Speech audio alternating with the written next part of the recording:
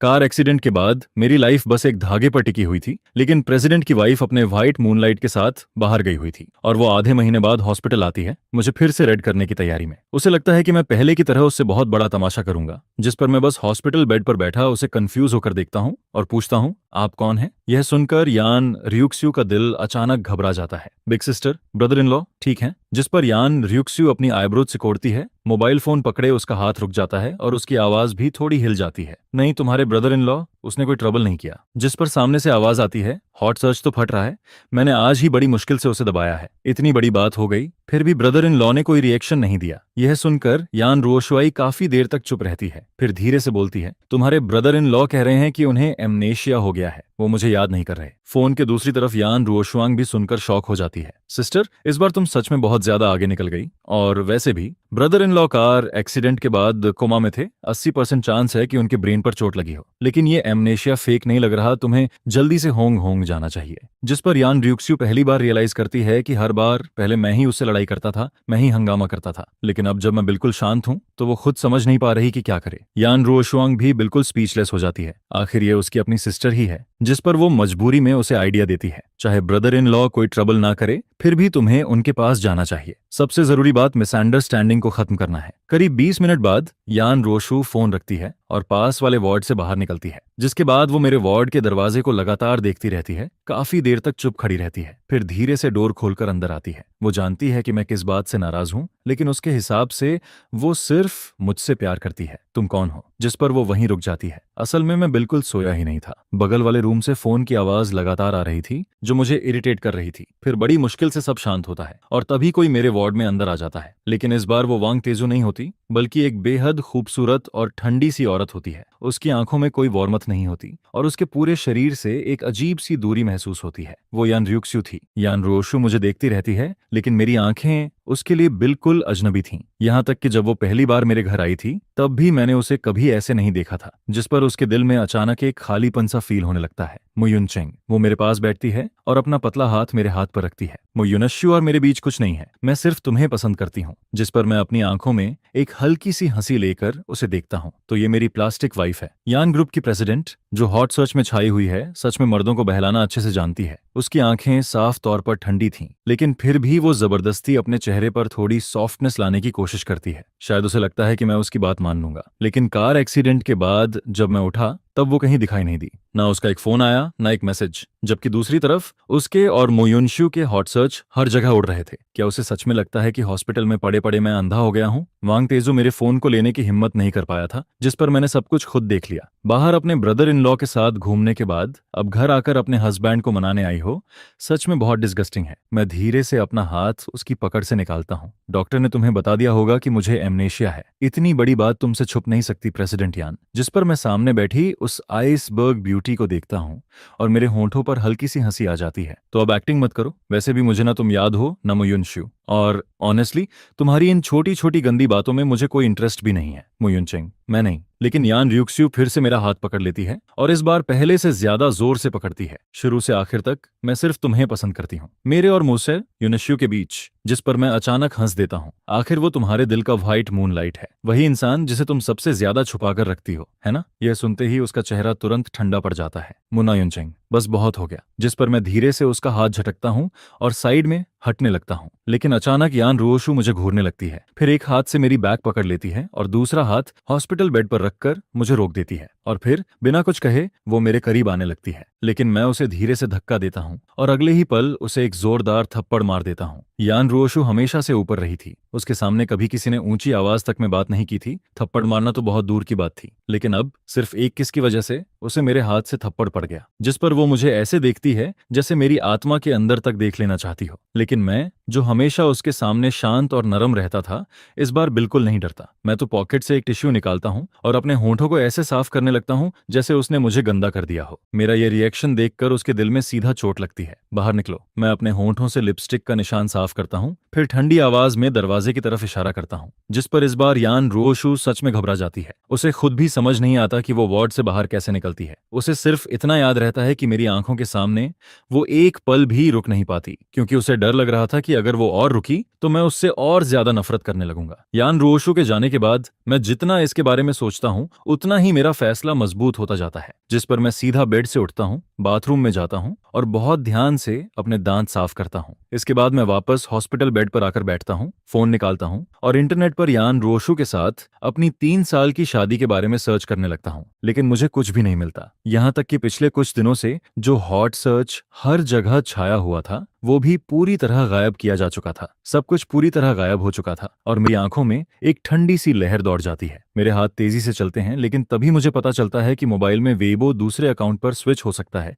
जिस पर मैं बिना सोचे तुरंत उसे बदल देता हूँ। और फिर जो वीबो पोस्ट्स मेरे सामने आती जाती हैं वो मेरी आंखों में चुभती चली जाती हैं। आज यान रियुक्स्यू और मेरी शादी की दावत है। मैंने कभी नहीं सोचा था कि वो मुझसे शादी करेगी, लेकिन शादी के बाद भी वो मो युनशु के बुलाने पर पूरे 1 महीने के लिए चली गई। आज तक मुझे समझ नहीं आया कि उसने मुझसे शादी ही क्यों की। इसके बाद एक और पोस्ट सामने आती है। वो मुझे चेकअप के लिए ले गई थी। डॉक्टर ने कहा कि मैं बिल्कुल हेल्दी हूँ, जिस पर मैंने साफ देखा कि वो राहत की सांस लेती है।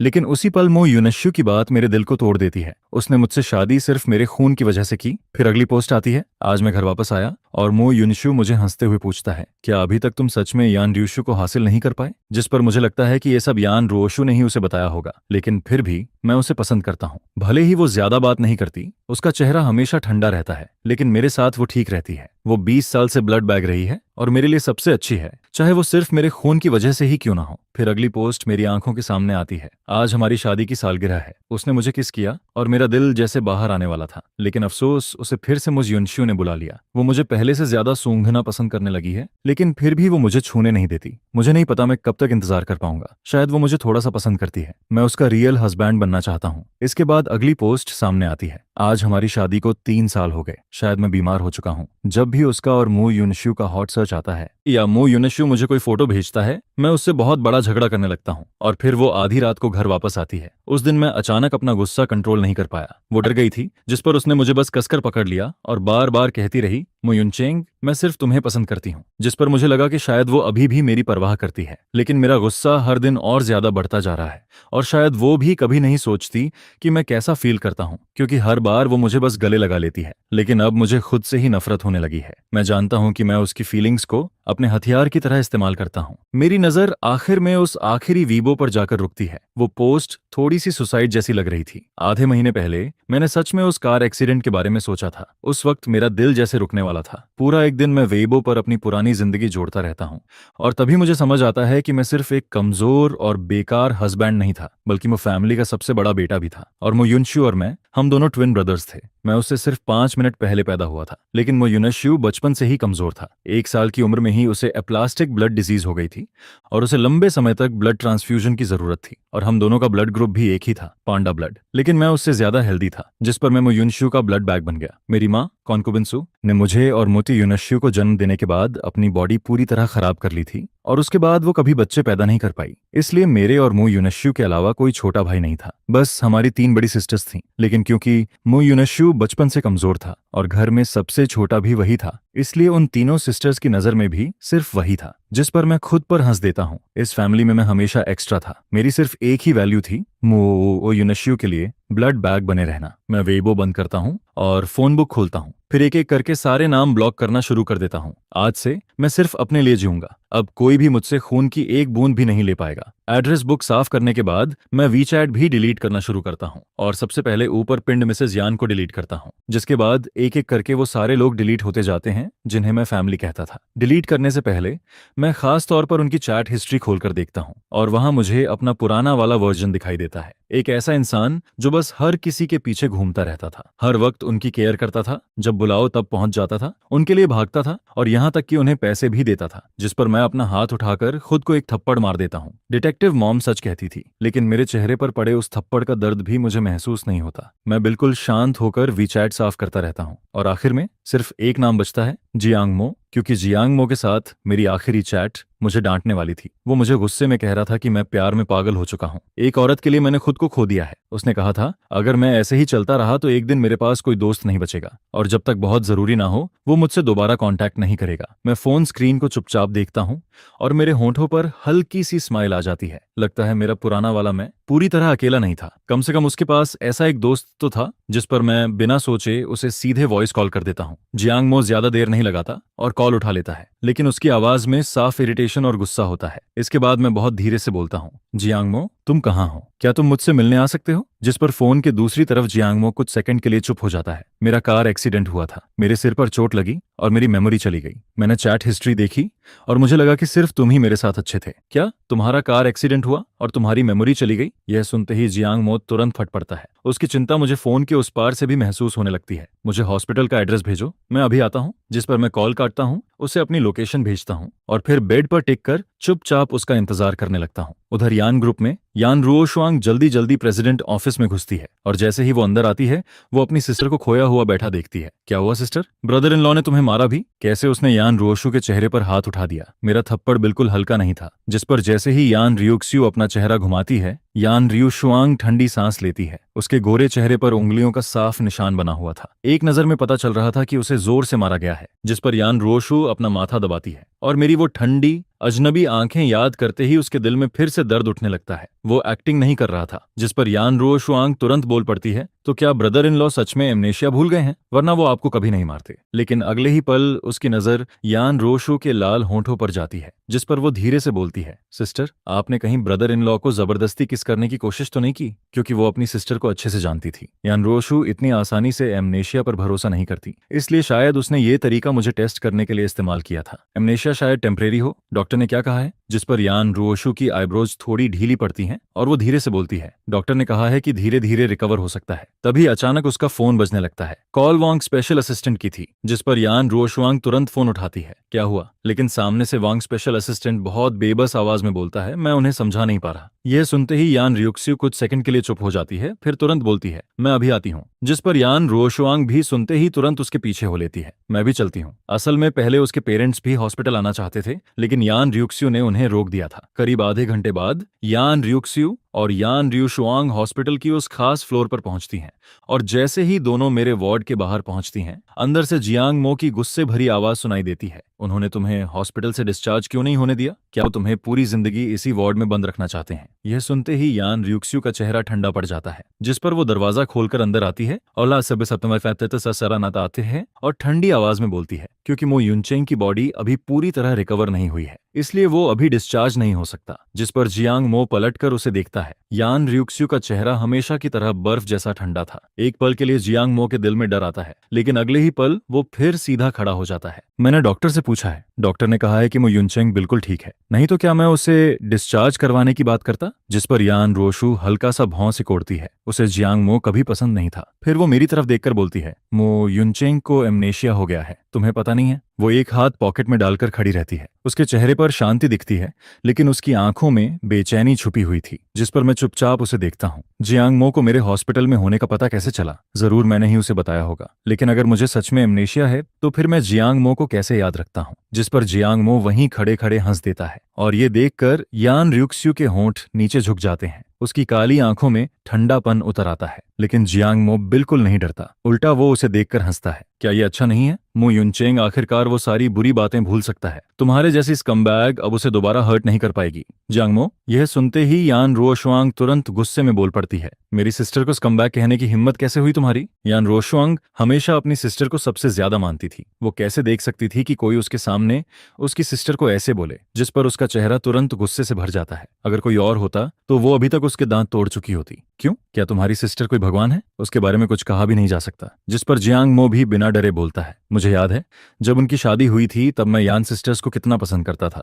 लेकिन अब देखो दोनों बिल्कुल एक जैसे हैं, एकदम स्कमबैग। यह सुनकर यान रुओशुआंग का चेहरा नीला पड़ जाता है, लेकिन क्योंकि बात मेरे बारे में थी इसलिए वो कुछ कह नहीं पाती। सच तो ये था कि पूरी फैमिली जानती थी कि यान रुओक्सुए मेरे लिए कितनी अच्छी थी, लेकिन कोई भी ये नहीं समझ पाया कि उसका और मू फैमिली के दूसरे यंग मास्टर मू यूनश्यू का रिश्ता आखिर था क्या। यान रोशुआंग ने भी अपनी सिस्टर से कई बार पूछा था, लेकिन हर बार यान रियुक्स्यू बस यही कहती थी, तुम इसमें मत पड़ो। और धीरे धीरे यान रोशुआंग ने भी सोचना छोड़ दिया। उसे लगा शायद मू यूनश्यू बस उसका ब्लू फेस है, लेकिन चाहे जो हो, उसकी सिस्टर कभी मुझे धोखा नहीं दे सकती। मैंने चीटिंग नहीं की। जिस पर यान रोशु की आवाज भारी हो जाती है। उसके अंदर गुस्सा भी था, लेकिन साथ ही एक अजीब सी सीरियसनेस भी। मो यूनचेंग, मैंने तुम्हें कई बार समझाया है, मेरे और मुन यूनश्यू के बीच कुछ नहीं है। मैंने उसे कभी पसंद नहीं किया और ना ही मैंने कभी तुम्हारे साथ कुछ गलत किया, लेकिन मैं बस उसे देखता रहता हूँ। मेरे चेहरे पर कोई रिएक्शन नहीं था, जैसे वो किसी और की कहानी सुना रही हो। लेकिन बगल में खड़ी यान रोशुआंग की आंखें बड़ी हो जाती हैं, क्योंकि उसने अपनी सिस्टर को पहली बार एक साथ इतने सारे शब्द बोलते हुए सुना था। तुमने चीटिंग नहीं की। जिस पर जियांग मो ठंडी हंसी हंसता है। तो क्या तुम चाहती हो कि मैं तुम्हारे सारे हॉट सर्च एक एक करके सबके सामने खोल दूं? पिछले करीब 1 साल से जियांग मो ने मुझसे बात करना लगभग बंद कर दिया था, लेकिन फिर भी वो हमेशा मुझ पर और यान रियुक्स्यू पर नजर रखती रही। इसलिए यान रियुक्स्यू और मो यूनश्यू जब जब हॉट सर्च में आए, जियांग मो सब जानती थी। बेशक शायद तुम झूठ नहीं बोल रही, शायद सच में तुम्हारा उसके साथ फिजिकल रिलेशन ना रहा हो, लेकिन तुम पागल जरूर हो। जिस पर जियांग मो फिर से हंसता है। मैं पहली बार उसके सामने तब रोया था जब हमारी शादी को 6 महीने हुए थे, और उसी दिन उसे मेरे और यान रियुक्स्यू के बारे में सब पता चला था। उस वक्त से लेकर अब तक यान रोशु की नजर कभी मेरे चेहरे से नहीं हटती, लेकिन मेरे इस ठंडे और बेपरवाह चेहरे ने उसे पहली बार सच में डरा दिया था। कौन ऐसा होता है जो शादी की रात अपने हस्बैंड को छोड़कर अपने ब्रदर इन लॉ से मिलने चला जाता है? कौन अपनी शादी की सालगिरह पर अपने हस्बैंड को छोड़कर अपने ब्रदर इन लॉ के साथ हॉस्पिटल में रहता है? और कौन तीसरी एनिवर्सरी पर अपने हस्बैंड को अकेला छोड़कर अपने ब्रदर इन लॉ के साथ बाहर चला जाता है? मो यूनचेंग का ये कार एक्सीडेंट भी आखिर तुम्हारी वजह से ही हुआ है, तुम्हारी वजह से। जियांग मो अब लगभग अपना कंट्रोल खोने वाला था, जिस पर यान रियुक्स्यू की नजर लगातार मुझ पर टिकी रहती है, लेकिन इस बार वो एक शब्द भी नहीं बोलती। और अगले ही पल पूरा वार्ड बिल्कुल चुप हो जाता है। ऐसा लगता है जैसे वहां कोई बोलने की हिम्मत ही नहीं कर रहा। जिस पर यान रोशुआंग इधर उधर देखने लगती है। उसके दिल में भी घबराहट होने लगती है। अब उसे भी यकीन हो जाता है कि मुझे सच में एमेनिया हो गया है, क्योंकि पिछले 3 साल में उसने मुझे कभी इतना ठंडा और अजनबी नहीं देखा था। सिस्टर, वो एक्चुअली। जिस पर यान रोशुआंग जल्दी से कुछ बोलकर इस अजीब सी चुप्पी को तोड़ना चाहती है, लेकिन मैं उसे बीच में ही रोक देता हूँ। मुझे हॉस्पिटल से डिस्चार्ज होना है। मेरी आवाज साफ थी। मैं अब कोई एक्सप्लेनेशन नहीं सुनना चाहता था। जिस पर यान रोशु की उंगलियां धीरे से कस जाती हैं। कुछ सेकंड बाद वो अपना हाथ ढीला छोड़ देती है और धीरे से बोलती है, ठीक है, तो मैं डॉक्टर से तुम्हारा ब्लड टेस्ट करवाती हूँ। अगर सब ठीक हुआ तो तुम डिस्चार्ज हो सकते हो। लेकिन मैं उसे ठंडी नजर से देखता हूँ। अब कोई भी मुझसे खून की एक बूंद भी नहीं लेगा। मेरी आवाज में कोई हेजिटेशन नहीं था। मैं साफ अपना फैसला बता देता हूँ। अगर किसी ने जबरदस्ती मेरा ब्लड लेना चाहा तो उसे मेरी लाश से लेना पड़ेगा। मेरी ये बात सुनते ही यान रोशु का चेहरा थोड़ा बदल जाता है। वो जानती थी कि मुझे ब्लड निकलवाना सबसे ज्यादा नफरत थी, लेकिन पिछले 3 सालों से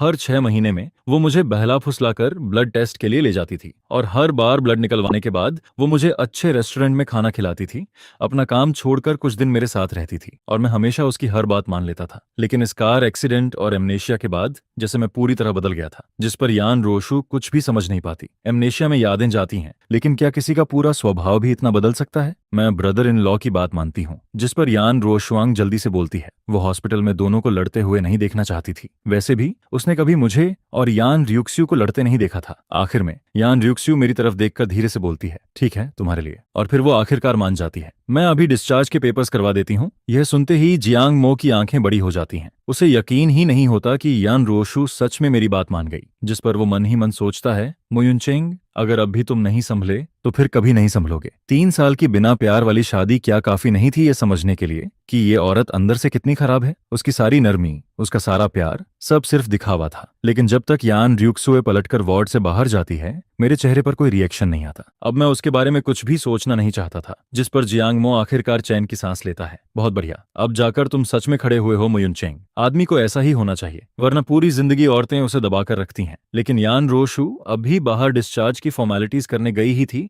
कि अगले ही पल वार्ड में 3 और लोग आ जाते हैं। मेरी बड़ी सिस्टर मो यूनकिंग और मेरे पेरेंट्स। जैसे ही जियांग मो उन्हें देखता है, वो तुरंत ताना मारता है, वाह, आज कैसी हवा चल रही है। इतने रेयर लोग एक साथ यहाँ कैसे आ गए? क्या तुम लोग फिर से यहाँ कोई तमाशा करने आए हो? जियांग मो, तुम यहाँ क्या कर रहे हो? जिस पर मो यूनकिंग उसे ठंडी नजर से देखती है। इस साल मो यूनकिंग 28 साल की थी। डैड को स्ट्रोक आने के बाद उसने मो फैमिली की कंपनी संभाल ली थी। हालांकि बचपन से ही उसे हेयर की तरह तैयार किया गया था और उसमें काबिलियत भी थी, लेकिन उसकी किस्मत बहुत खराब थी। कंपनी संभालने के बाद उसने जितने भी इन्वेस्टमेंट किए, सब में नुकसान हुआ। अगर यान फैमिली का सहारा ना होता तो शेयर होल्डर्स उसे बहुत बहुत पहले बाहर निकाल चुके होते। जिस पर जियांग मो हाथ बांधकर हंसता है, जब बाकी सब यहाँ आ सकते हैं तो मैं क्यों नहीं। तुम्हारी मू फैमिली में मु युनचेंग को छोड़कर कोई भी अच्छा नहीं है। मुशु बेवकूफ है, पास्टर का दिमाग खराब है, बड़ी सिस्टर मु युनकिंग भी बेकार है, दूसरी सिस्टर मु युनशुई पागल है, तीसरी सिस्टर मु युन और उसका टेस्ट वाला बेवकूफ कुत्ता है, और जहां तक मुयुनशु की बात है वो तो पूरा का पूरा green tea little white face है। ये लोग कौन है?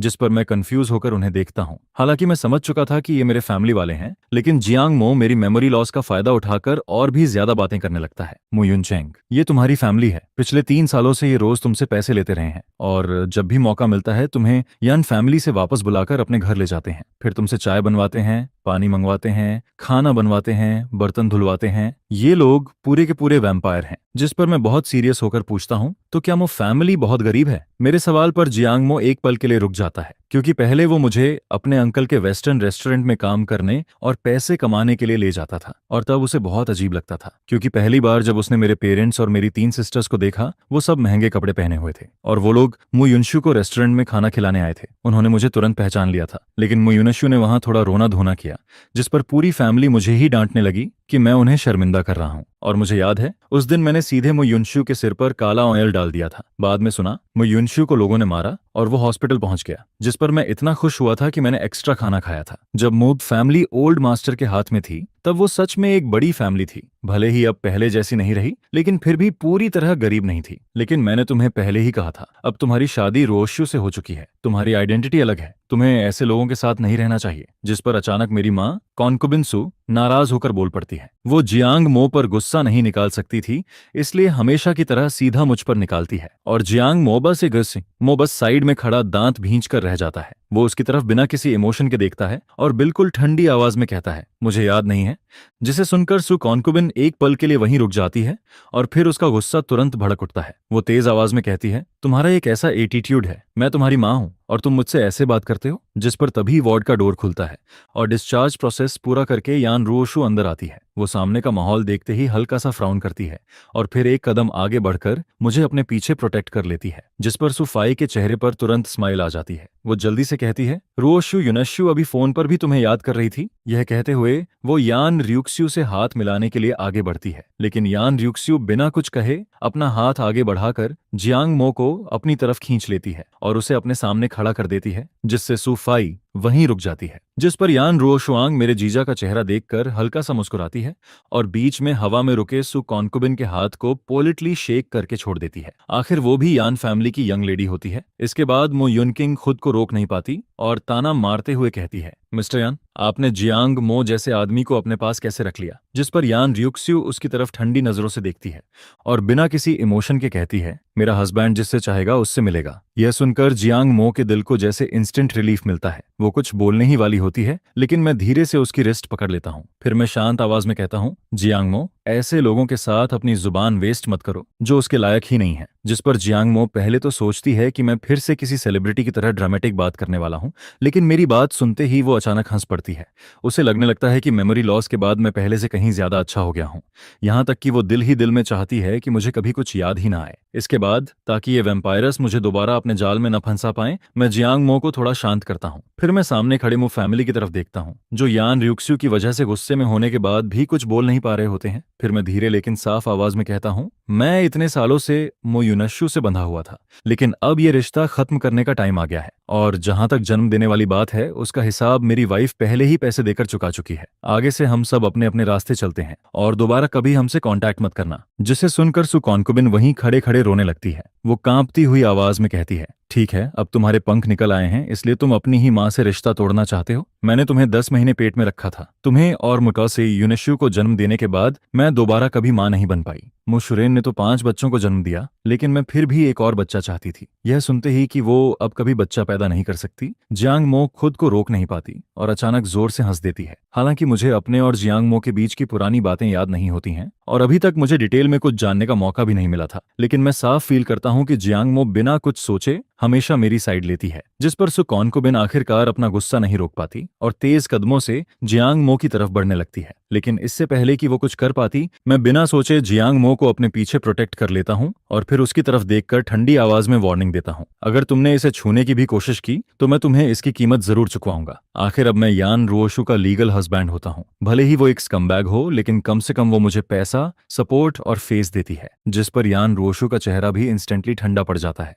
उसके पूरे बॉडी से ऐसा प्रेशर निकलता है जैसे रूम का टेम्परेचर फ्रीजिंग पॉइंट तक गिर गया हो। फिर वो काली आंखों से मुजू फैमिली की तरफ देखती है और एक एक शब्द पर जोर देते हुए कहती है, सब लोग यहां से निकल जाओ। उसकी आवाज बिल्कुल वही होती है जो वो हमेशा मो फैमिली से बात करते वक्त इस्तेमाल करती है।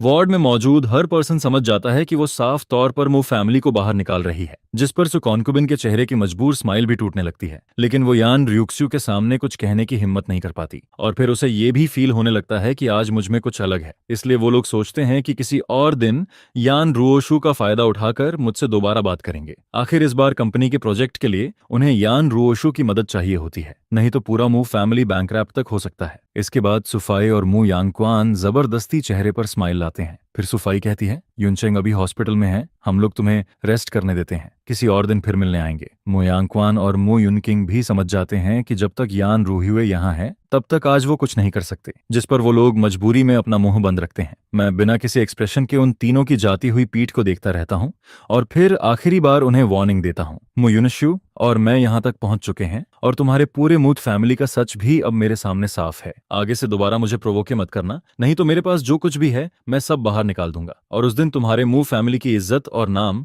दोनों खत्म हो जाएंगे। जिसे सुनकर सुफाई और मो यांगक्वान तुरंत पीछे मुड़ते हैं। उनकी आंखें शौक से फैल जाती हैं। वहीं मो युनकिंग भी मुझे हैरानी से देखने लगती है। उसे यकीन ही नहीं होता कि मैं उसे और अपने पेरेंट्स को थ्रेटन करने की हिम्मत कर सकता हूँ। जिस पर मो यांगक्वान का चेहरा बिल्कुल सफेद पड़ जाता है। वो ऐसा दिखता है जैसे उसे वहीं हार्ट अटैक आने वाला हो। लेकिन जब वो तीनों यान रियुक्स्यू के ठंडे चेहरे को देखते हैं तो आखिर में डरकर जल्दी जल्दी वार्ड से बाहर निकल जाते हैं। इसके बाद जियांग मो इस पूरी बात को लेकर और भी कंफ्यूज्ड हो जाती है। वो मुझे ऐसे देखने लगती है जैसे उसके सामने अचानक कोई नया इंसान खड़ा हो गया हो। फिर वो पूछती है, मो युनचेंग, तुम्हारे पास ऐसा कौन सा हैंडल है जिससे वो लोग ऐसे डर गए जैसे उन्होंने कोई घोस्ट देख लिया हो? जिस पर मैं आंखें घुमाते हुए धीरे से कहता हूँ, कुछ खास नहीं, बस पिछले 3 सालों में उन्होंने मुझसे जो पैसे लिए हैं उन्हीं के ट्रांसफर रिकॉर्ड्स हैं। और फिर मैं मन ही मन एक लंबी सांस लेता हूँ, क्योंकि मैं नहीं चाहता था कि जियांग मो को मेरे और मो युनश्यू के ब्लड रिलेशन के बारे में पता चले। उसका टेम्पर बहुत ज्यादा फायरी होता है। अगर उसे ये सब पता चल गया तो वो पूरा आसमान सिर पर उठा देगी और मैं किसी भी हालत में ऐसा नहीं चाहता था। यान रोशु के साथ मेरे बस 3 साल जुड़े हुए थे और मैंने अपनी इस प्लास्टिक वाइफ से एक दिन भी प्यार नहीं किया था। लेकिन ममा फैमिली पिछले 20 सालों से मेरी लाइफ में उलझी हुई थी। ये सोचकर मैं अपने दिल को शांत करता हूँ और फिर कहता हूँ, चलो। इसके बाद मैं पहले ही क्विल्ट हटाता हूँ, नीटली बेड से उतरता हूँ और अपने शूज पहन लेता हूँ। जिस पर यान रोशु धीरे से मेरा नाम लेती है, मुयुनचेंग। लेकिन जब से वो वार्ड में आई थी मैंने एक बार भी उसकी तरफ नहीं देखा था, जिसे देखकर उसके दिल में ऐसा दर्द होता है जैसे किसी ने नाइफ से काट दिया हो। जिस पर जियांग मो भी सिर खुजलाता है, फिर जल्दी से अपना बैग उठाता है और मेरे पीछे पीछे निकल जाता है। वहीं यान रुओशुआंग भी समझ जाती है कि मामला अब काफी बड़ा हो चुका है। जिस पर वो बेचैन होकर कहती है, सिस्टर, आप पहले ब्रदर इन लॉ को वापस लेकर जाओ, मैं अभी मॉम डैड को कॉल करती हूँ। इसके बाद यान रोशु धीरे से खड़ी होती है। उसका बॉडी हल्का सा स्टिफ हो जाता है और फिर वो मुड़कर वार्ड से बाहर चली जाती है। फिर मैं रोल्स रॉयस में बिल्कुल सीधा बैठा होता हूँ और पूरे रास्ते बस यही सोचता रहता हूँ कि घर पहुंचकर यान रोशु से डिवोर्स कैसे लेना है। कार के अंदर पूरा सन्नाटा होता है, ड्राइवर भी कुछ नहीं बोलता और एटमॉस्फेयर इतना हैवी होता है कि कोई ठीक से सांस तक नहीं ले पाता। हॉस्पिटल से विला तक का आधा घंटा मुझे पूरे एक सेंचुरी जैसा लगता है और जब आखिरकार ड्राइवर हमें वहां छोड़ता है तो वो खुद भी ट्री के पास खड़ा होकर राहत की सांस लेता है। उसे भी लगता है कि आज प्रेसिडेंट बहुत ज्यादा स्केरी लग रही थी। जैसे ही मैं एंट्रेंस पर खड़ा होता हूँ, पीछे से यान रोक्सवे आराम से कहती है, तुम्हें इस जगह की कोई याद नहीं आ रही? ये हमारा वेडिंग रूम है और इसे तुमने खुद डिजाइन किया था। यह कहते हुए वो धीरे से अपना हाथ मेरी कमर पर रखती है, जिसे फील करते ही मेरे पूरे बॉडी में गूस बम्प्स आ जाते हैं। जिस पर मैं तुरंत कहता हूँ, मुझे याद नहीं है। फिर मैं तुरंत नीचे झुककर शूज बदलने लगता हूँ और उसी बहाने उसकी बाहों से दूर हो जाता हूँ। जिस पर यान रुओशु वहीं फ्रीज हो जाती है। वो कुछ सेकंड तक अपने खाली हाथों को देखती रहती है और फिर चुपचाप अपने शूज बदलने लगती है। इसके बाद मैं बिना उसकी तरफ देखे सीधे ऊपर चला जाता हूँ और कहता हूँ, स्टडी में चलो, बात करनी है। मैंने डिसाइड कर लिया था कि आज यान रोशु से सब साफ साफ कह दूंगा। चाहे ये शादी आसानी से खत्म ना हो, लेकिन वो एक बड़े नाम वाली इंसान है। अपनी रेपुटेशन और यान फैमिली की इमेज के लिए वो मेरी कंडीशंस को मना नहीं कर पाएगी। जिस पर यान रोशु चुपचाप मेरे पीछे स्टडी तक आती है। फिर हम दोनों स्टडी के सोफा पर आमने सामने बैठते हैं, जिस पर वो धीरे से पूछती है, कुछ जूस लोगे? उसकी आवाज इतनी सॉफ्ट होती है जैसे उसमें से पानी टपक रहा हो, लेकिन मैं बिना इमोशन के कहता हूँ नहीं। और फिर मैं सीधे पॉइंट पर आता हूँ, यान रोशु, हमें डिवोर्स लेना है। जिसे सुनते ही उसकी गोद में रखे हाथ अचानक कस जाते हैं। वो मेरी तरफ देखती रहती है, लेकिन कुछ देर तक उसके मुंह से एक शब्द भी नहीं निकलता। फिर मैं कहता हूँ, तुम और यूनशु ऐसे कब तक चलते रहोगे? ये सब अब खत्म होना चाहिए। मैं बस इतना ही बोलता हूँ, और अगले ही सेकंड वो अचानक मुझे अपनी बाहों में कसकर पकड़ लेती है। वो घबराई हुई आवाज में कहती है, मुयुनचेंग, मैं तुम्हारी हूँ, सिर्फ तुम्हारी। मेरा यूनशु से कोई रिलेशन नहीं है। उसकी डिप्रेशन, उसका सुसाइड करने का इमेजिनेशन, ये सब मैं कंट्रोल नहीं कर सकती। उसकी आवाज हेल्पलेसनेस से भरी हुई होती है, जिस पर मैं उसकी बाहों में दबा हुआ कहता हूँ, यान रोशु, पहले मुझे छोड़ो, मेरी रिब्स टूटने वाली हैं। लेकिन वो मुझे छोड़ती नहीं है। जब तक मैं जोर से नहीं कहता कि मैं सांस नहीं ले पा रहा, तब तक वो मुझे वैसे ही पकड़े रहती है। जिस पर वो थोड़ा ढीला छोड़ती है, लेकिन फिर भी मुझे पकड़े रहती है। फिर वो धीरे से पूछती है, तो तुमने डिवोर्स का आइडिया छोड़ दिया है, राइट? जिस पर मैं कुछ बोल पाऊं उससे पहले ही वो और जोर से मुझे पकड़ लेती है और कहती है, जब तक मैं जिंदा हूं डिवोर्स कभी नहीं होगा। मैं पहले से जानता था कि वो कभी मानने वाली नहीं है। चाहे अमीर लोगों की शादी सिर्फ दिखावा ही क्यों ना हो, लेकिन उसके लिए फेस और रेपुटेशन लाइफ से भी ज्यादा इंपॉर्टेंट होती है। जिस पर मैं कहता हूँ, ठीक है, अगर तुम मेरी 3 कंडीशंस मान लो और एग्रीमेंट साइन कर दो, तो मैं अभी के लिए डिवोर्स की बात नहीं करूंगा। फिर मैं उसे खुद से दूर करने की कोशिश करता हूँ, लेकिन वो फिर भी अपना सिर मेरे चेस्ट में छुपा लेती है और धीरे से कहती है, बोलो। मैं कहता हूँ, पहली बात, आगे से तुम मेरा ब्लड नहीं लोगी और ना ही किसी और को लेने दोगी। जिस पर वो बिना एक सेकंड सोचे तुरंत मान जाती है। फिर मैं कहता हूँ, दूसरी बात, अब मेरा और मो फैमिली का कोई रिलेशन नहीं रहेगा। आगे से तुम अगर उनकी मदद भी करोगी तो वो युनशु के नाम पर मुझे बीच में मत लाना। इस बार भी वो तुरंत हाँ कर देती है। फिर मैं तीसरी बात कहता हूँ, मैं बाहर जाकर काम करना चाहता हूँ। मैं अब मिस्टर यान की आइडेंटिटी में बंध कर नहीं रहना चाहता। मुझे पूरी फ्रीडम चाहिए। जिसे सुनकर यान रुओशु का पूरा बॉडी एकदम रुक जाता है। फिर वो मुझे देखकर कहती है, तुम बाहर जाकर काम करना चाहते हो? मुयुनचेंग, तुम्हें काम करने की जरूरत नहीं है। मैं तुम्हें पूरी लाइफ रख सकती हूँ। लेकिन वो अपनी बात पूरी कर पाती उससे पहले ही मैं उसे बीच में रोक देता हूँ। मैं कहता हूँ, मैं तुम्हारे पैसे पर पलकर किसी वेस्ट की तरह नहीं जीना चाहता। जिस इंसान का सब कुछ किसी और के हाथ में होता है, वो कभी अपनी मर्जी से कुछ नहीं कर पाता। वो फैमिली लालची है और तुमने हमेशा पैसे से मुझे दबाने की कोशिश की है। फिर मैं उसकी आंखों में देखकर कहता हूँ, अगर तुम मेरी तीनों कंडीशंस मानती हो तो एग्रीमेंट तैयार करो, और ध्यान रहे वो फेयर होना चाहिए। जिस पर यान रुओशु मुझे कुछ देर तक चुपचाप देखती रहती है। फिर अचानक वो सिर झुकाकर मेरी खुशबू फील करने लगती है और फिर धीरे से कहती है, क्या एग्रीमेंट में एक और कंडीशन ऐड करूं कि तुम मुझे टच नहीं करने दोगे? जिस पर मैं तुरंत स्ट्रेट फेस बनाकर उसे अपने से दूर कर देता हूं। तब जाकर उसे याद आता है कि मुझे एमनेशिया है और अब मैं उसे अपने पास आने भी नहीं देना चाहता। जिस पर वो धीमी आवाज में कहती है, हम हस्बैंड वाइफ, मैं तुम्हें हक भी नहीं कर सकती? मैं उसकी तरफ देखकर हल्का सा हंसता हूँ और कहता हूँ, हस्बैंड वाइफ, क्या तुम्हें सच में ऐसा लगता है? इसके बाद मैं बस इतना कहता हूँ, एग्रीमेंट तैयार करो, फिर मुझे साइन करने के लिए देना। और फिर मैं बिना पीछे देखे स्टडी से बाहर निकल जाता हूँ। जिस पर यान रोशु वहीं बैठी रहती है। वो एग्रीमेंट और लॉयर के बारे में सोचने लगती है, लेकिन जब वो थोड़ी देर बाद रूम में वापस आती है तो देखती है कि मैंने डोर अंदर से लॉक कर दिया है। जिस पर वो कुछ सेकंड तक बस डोरनॉब को देखती रहती है और शायद पहली बार उसे समझ आता है कि अब मैं पहले वाला मुकास टेरी युनचेंग नहीं रहा। यान रोशु को खुद पर ही गुस्सा आने लगता है कि उसने पहले इतना स्ट्रॉन्ग डोर आखिर क्यों लगवाया था। फिर आखिर में वो दांत भींचकर डिसाइड करती है कि वो बगल वाले बेडरूम की विंडो से अंदर आएगी। उधर मैं उसे इग्नोर करके सोने की कोशिश करता हूँ, लेकिन उसके बिना उसे बिल्कुल भी नींद नहीं आती। फिर मैं चुपचाप शॉवर लेता हूँ, बाल सुखाता हूँ और क्लोजेट के पास जाकर खड़ा हो जाता हूँ। सामने पूरा कैबिनेट महंगे कपड़ों से भरा हुआ होता है, जिसे देखकर मुझे फील होता है कि मटेरियल चीजों के मामले में यान रोक्सुए सच में काफी जेनरस है। मू फैमिली जैसे वैम्पायर से तो वो फिर भी बेहतर है। कम से कम वो पहले शुगर देती है और बाद में खून लेती है। लेकिन मैंने पहले ही डिसाइड कर लिया था कि अब मैं दोबारा उसके हाथों मैनिपुलेट नहीं होऊंगा। जिस पर मैं उसके सारे कपड़े निकालकर एक बड़े सूटकेस में भर देता हूँ और उसे दरवाजे तक धकेल देता हूँ। फिर मैं डोर खोलता हूँ, सूटकेस को बाहर फेंक देता हूँ और दोबारा दरवाजा लॉक कर देता हूँ। ये सब करने के बाद मुझे थोड़ा सुकून फील होता है। फिर मैं बेड पर लेट जाता हूँ और सोने की कोशिश करने लगता हूँ। तभी जब मेरी आंख लगने ही वाली होती है, तभी अचानक बालकनी की तरफ से आवाज आती है। जिस पर मैं तुरंत उठकर बैठ जाता हूँ और सावधानी से बालकनी की तरफ देखने लगता हूँ। साथ ही मेरा हाथ अपने आप लैंप की तरफ चला जाता है। लेकिन जैसे ही वो शैडो बेड के पास आती है,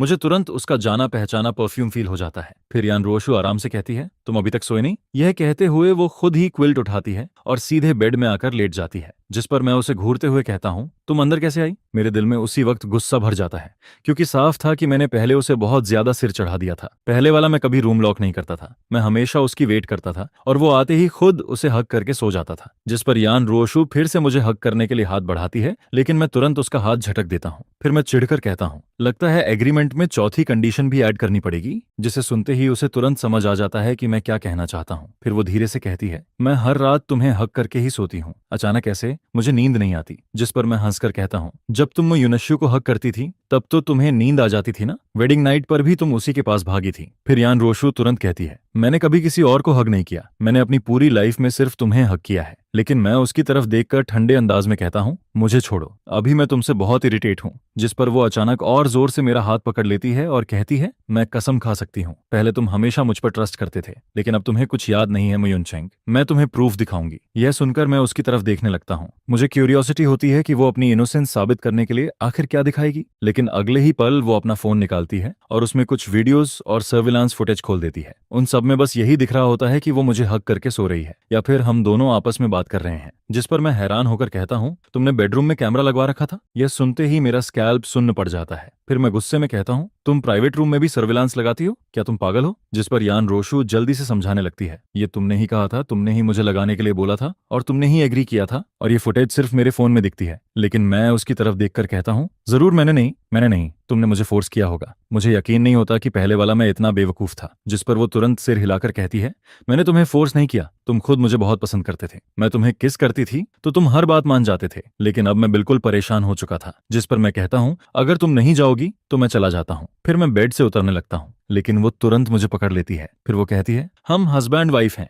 हमें साथ में सोना चाहिए, अलग अलग रूम में सोने से रिलेशनशिप खराब होता है। जिस पर मैं हंसकर कहता हूँ, फेक कपल किस रिलेशनशिप की बात करते हैं? लेकिन मैं अंदर ही अंदर जानता था कि अभी उससे पूरी तरह लड़ना सही नहीं होगा। आखिर अभी मैं कमजोर था और उसने अभी अभी प्रॉमिस किया था कि वो मेरा ब्लड नहीं लेगी। इसलिए मैं मौका देखकर कहता हूँ, अगर तुम्हें यहीं सोना है तो चुपचाप एक तरफ लेटो, नहीं तो बाहर निकल जाओ। फिर मैं उसे इरिटेट होकर हल्का सा धक्का देता हूँ, जिस पर यान रियुक्स्यु तुरंत मेरी बात मान जाती है और मुझे पकड़कर चुपचाप लेट जाती है। रूम में तुरंत अंधेरा हो जाता है, लेकिन वो मुझे इतनी जोर से पकड़े रहती है कि मुझे फील होने लगता है कि मैंने बहुत कम कपड़े पहने हुए हैं। जिस पर मैं तुरंत बहाना बनाता हूँ, मुझे वॉशरूम जाना है। यह सुनकर वो शक भरी नजरों से मुझे देखती है। उसे लगता है कि शायद मैं भागने वाला हूँ, लेकिन आखिर में वो मुझे छोड़ देती है। जिस पर मैं तुरंत क्लोजेट की तरफ भागता हूँ और वहां से एक फुल स्लीव्स वाला पजामा निकाल लेता हूँ। फिर मैं खुद को सिर से लेकर पैर तक ढक लेता हूँ और दोबारा बेड पर जाकर लेट जाता हूँ। जिस पर यान रोशु जैसे ही मुझे देखती है और नोटिस करती है कि मैंने लॉन्ग स्लीव्स वाला पजामा पहन लिया है, उसका चेहरा उसी वक्त डार्क हो जाता है। उसकी आंखें भी थोड़ी कॉम्प्लिकेटेड हो जाती हैं, लेकिन इसके बाद भी वो मुझे अपनी बाहों में पकड़कर सो जाती है। अगली सुबह जैसे ही मेरी आंख खुलती है, सबसे पहले मुझे यान रोशु का चेहरा दिखाई देता है। सोते वक्त उसके चेहरे पर हमेशा वाली कोल्डनेस नहीं होती,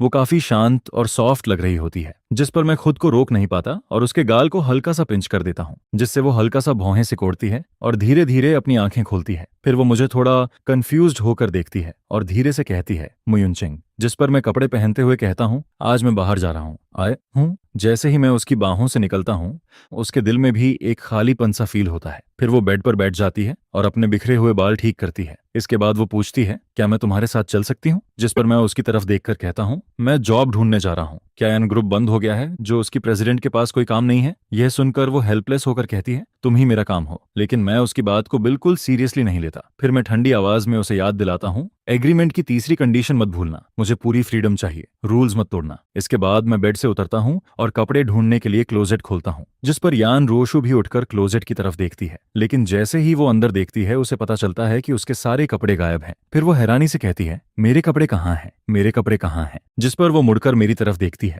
लेकिन मुझे बिल्कुल भी गिल्टी फील नहीं होता। मैं बस नीचे डोर की तरफ इशारा करके कहता हूँ, सब बाहर वाले बड़े सूटकेस में है। जिसे सुनकर वो हेल्पलेस होकर एक लंबी सांस लेती है और फिर चुपचाप बाहर जाकर सूटकेस से अपने कपड़े एक एक करके वापस क्लोजेट में टांगने लगती है। जिस पर मैं मन ही मन भौहें चढ़ाता हूँ। मुझे लगता है कि मैं इसे कमरे से बाहर तक नहीं रख पा रहा और इसके कपड़े बाहर फेंकने से क्या ही होने वाला है। इसके बाद मैं जल्दी से अपने कपड़े बदलता हूँ, डोर जोर से बंद करता हूँ और सीधे नीचे चला जाता हूँ। फिर मैं ड्राइवर से कहता हूँ कि मुझे जियांग रियल एस्टेट छोड़ दे। घर से निकलने से पहले मैं जियांग मो को मैसेज कर चुका होता हूँ। वो अकाउंटिंग पढ़ा हुआ होता है और अभी अपने अंकल की रियल एस्टेट कंपनी में काम करता है। मैं कहीं और जाना ही नहीं चाहता था। आखिर मिस्टर यान के नाम से जहां भी जाओ लोग ऐसे ट्रीट करते हैं जैसे रेस आए, जैसे कोई एंसेस्टर आ गया हो। इसलिए जब जियांग मो ने मुझे अपनी कंपनी आने को कहा तो मैंने तुरंत हाँ कर दी। उधर यान रियुक्स्यू जब नीचे आकर अपने कपड़े वापस रखती है तब तक मैं काफी देर पहले निकल चुका होता हूँ। फिर वो टेबल पर रखा अनचेड ब्रेकफास्ट देखती है और मेड को बुलाकर पूछती है, क्या सर ने ब्रेकफास्ट नहीं किया? जिस पर मेड का चेहरा डर से सफेद पड़ जाता है। फिर वो धीरे से कहती है, सॉरी मैडम,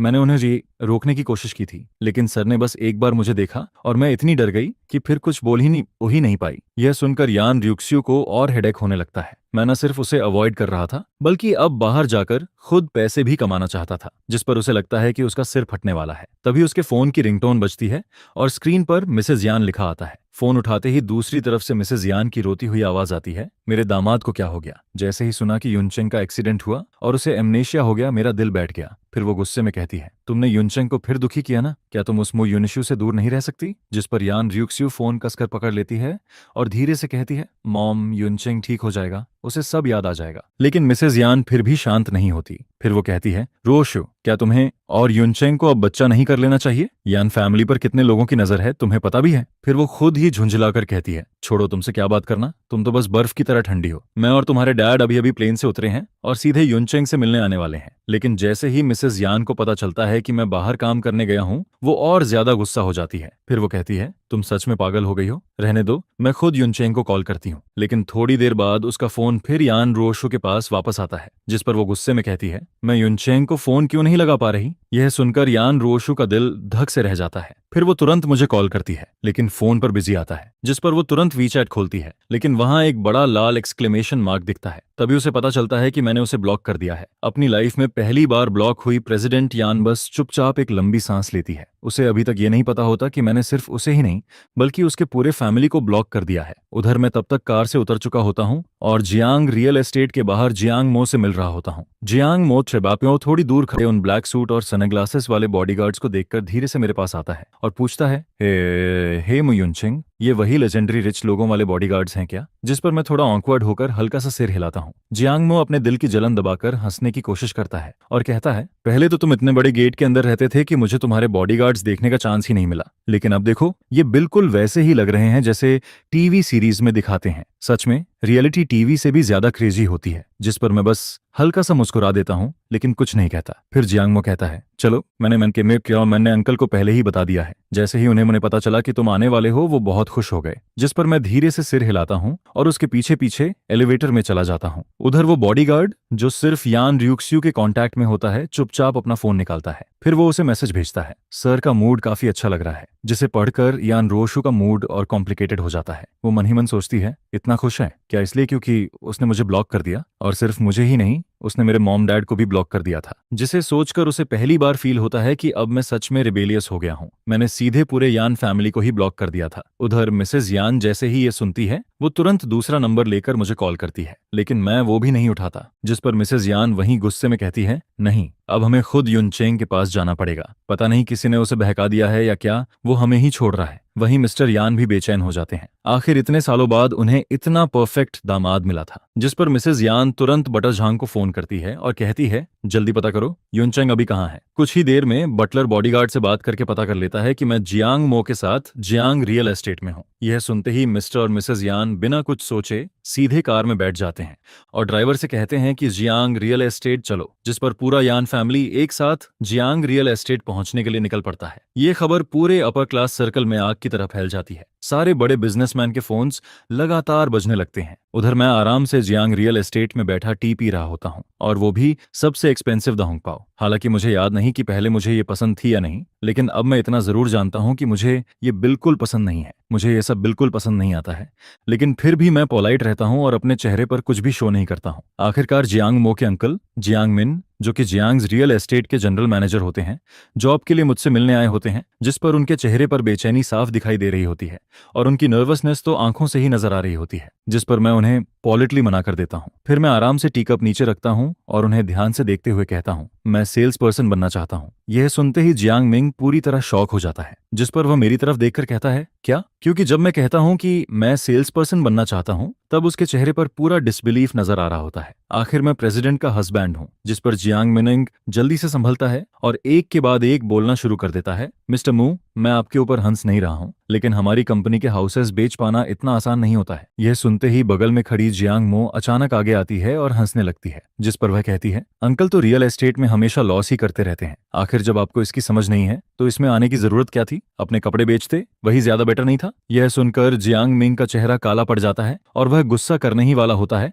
तभी सेक्रेटरी भागते हुए अंदर आती है और कांपती हुई आवाज में कहती है, मिस्टर यान और मिसेज यान आ गए हैं। यह सुनते ही जियांग मिनंग एकदम डर जाता है। फिर वह जल्दी से बाहर की तरफ भागता है और मिस्टर यान के पास पहुंचकर एक्साइटमेंट में उनका हाथ पकड़ लेता है, जिस पर वह कहता है, आप जैसे बड़े आदमी का हमारी कंपनी में आना हमारे लिए बहुत बड़ी बात है। जिस पर मिस्टर यान सिर्फ हल्का सा मुस्कुराते हैं और कहते हैं, सुना है कि युनचेंग मिस्टर जियांग की कंपनी में काम करने आया है, इसलिए हम भी उसे देखने चले आए। यह सुनकर जियांग मिन और ज्यादा नर्वस हो जाता है। उसके माथे पर ठंडा पसीना आने लगता है। उसे समझ ही नहीं आता कि क्या बोले, जिस पर वह बस बार बार सिर हिलाता रहता है और कहता है, मिस्टर मू अंदर हैं, अंदर ही हैं। जिस पर मिस्टर यान सिर हिलाते हैं और बिना कुछ बोले अंदर की तरफ चल देते हैं। वहीं दूसरी तरफ मैं ऑफिस में बिल्कुल शांत बैठा रहता हूँ। मेरे चेहरे पर कोई रिएक्शन नहीं होता है और मिस्टर यान और मिसेज यान के आने से भी मेरे दिल में कोई हलचल नहीं होती है। फिर अचानक ऑफिस का दरवाजा खुलता है, जिस पर मिसेज यान मुझे देखते ही तेजी से मेरी तरफ आती हैं और बिना कुछ कहे मुझे कसकर गले लगा लेती हैं। मैं अभी उनका चेहरा ठीक से देख भी नहीं पाता हूँ कि तभी मुझे एक एक्साइटेड आवाज सुनाई देती है,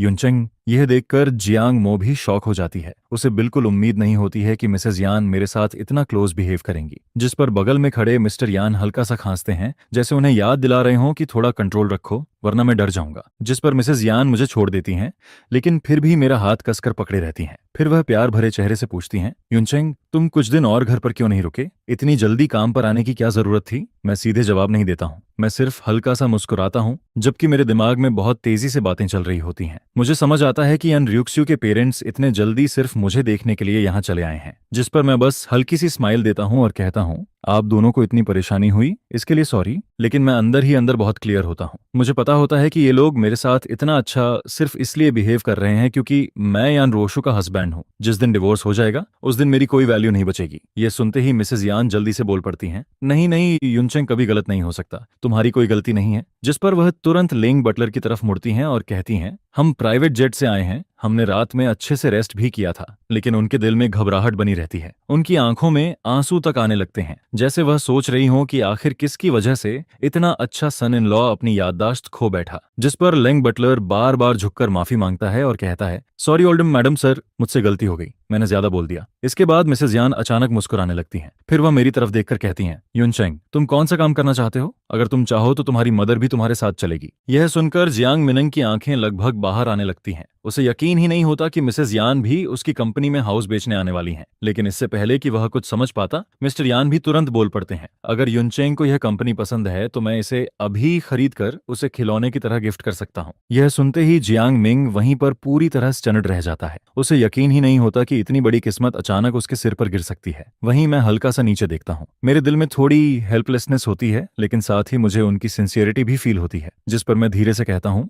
थैंक यू मॉम डैड, लेकिन मैंने पहले ही अंकल से कह दिया है, मैं सेल्स डिपार्टमेंट में जाकर हाउस बेचना चाहता हूँ। यह सुनकर यान फैमिली के दोनों एल्डर्स एक दूसरे की तरफ देखते हैं। हालांकि उन्हें हैरानी होती है, लेकिन फिर भी वे ज्यादा इंसाइट नहीं करते हैं। जिस पर मिस्टर यान मेरी तरफ मुड़कर कहते हैं, शिंगयुन सिटी के नीचे जितने भी प्रोजेक्ट्स हैं, मैं उन सबका ध्यान रख लूंगा। यह सुनते ही पूरे ऑफिस में सन्नाटा छा जाता है। हर कोई शॉक में पड़ जाता है, यहाँ तक कि मैं भी कुछ देर के लिए स्पीलेस हो जाता हूँ। फिर काफी देर बाद मैं धीरे से कहता हूँ, हम फैमिली हैं, अगर आप इस तरह पैसा खर्च करेंगे तो मुझे अच्छा नहीं लगेगा। मैं काम करने बाहर आया हूँ ताकि मैं पैसे कमा सकूं, दूसरे लोगों के पैसे कमाऊं, आपके नहीं। यह सुनते ही मिस्टर यान अचानक अपना माथा पकड़ लेते हैं और कहते हैं, सही कहा, मेरा पैसा भी तो तुम्हारा ही पैसा है, देखो मैं कितना बड़ा फूल हूं। लेकिन वह ये कहते जरूर हैं, जिस पर उनकी आंखों से साफ पता चल रहा होता है कि उनके दिमाग में अभी भी कोई दूसरा प्लान चल रहा है। इसके बाद मिस्टर यान तुरंत मुझे और दोनों एल्डर्स को डिनर के लिए इनवाइट कर देते हैं, जिस पर मैं भी मना नहीं करता हूं, क्योंकि मैं सोचता हूं कि मिस्टर यान की आइडेंटिटी का यूज करके जियांग फैमिली को कुछ फायदा पहुंचा दूं और साथ ही अपने लिए भी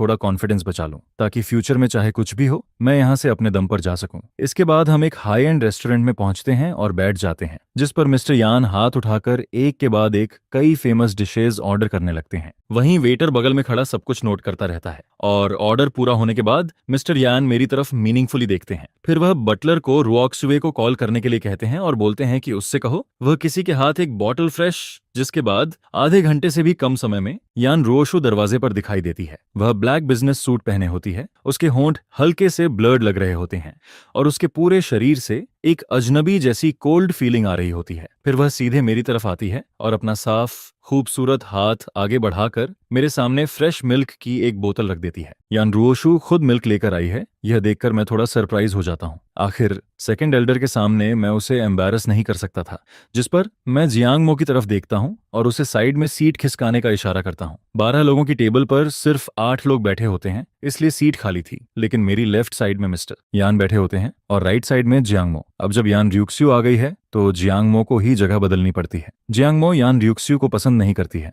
लेकिन उसे सेकंड एल्डर के लिए काफी रिस्पेक्ट फील होती है। आखिर वे सच में मेरे लिए कंसर्न रखते हैं, जिस पर वह बिना कुछ बोले उठती है और चेयर साइड में खिसका देती है। फिर यान रुओशु धीरे से थैंक्स कहती है, जिस पर मिस्टर यान अचानक खुश हो जाते हैं और मुस्कुराते हुए कहते हैं, युनचेंग, यह फ्रेश मिल्क खास तुम्हारे लिए मंगवाया गया है। ये सुनते ही मैं पूरी तरह शॉक हो जाता हूँ। जिस पर मिस्टर यान आगे कहते हैं, मैंने ही रुओशु से कहा था कि वह तुम्हारे लिए मिल्क लेकर आए। फिर वह बताते हैं, 3 साल पहले रुओशु ने कहा था कि तुम्हारा हेल्थ ठीक नहीं है और डॉक्टर ने भी कहा था कि तुम्हें प्रॉपर न्यूट्रिशन नहीं मिल रहा, इसलिए उसने यूके से एक गाय मंगवाई थी। फिर हर दिन उसका फ्रेश मिल्क निकाला जाता है, प्रोसेस होता है और विला भेजा जाता है।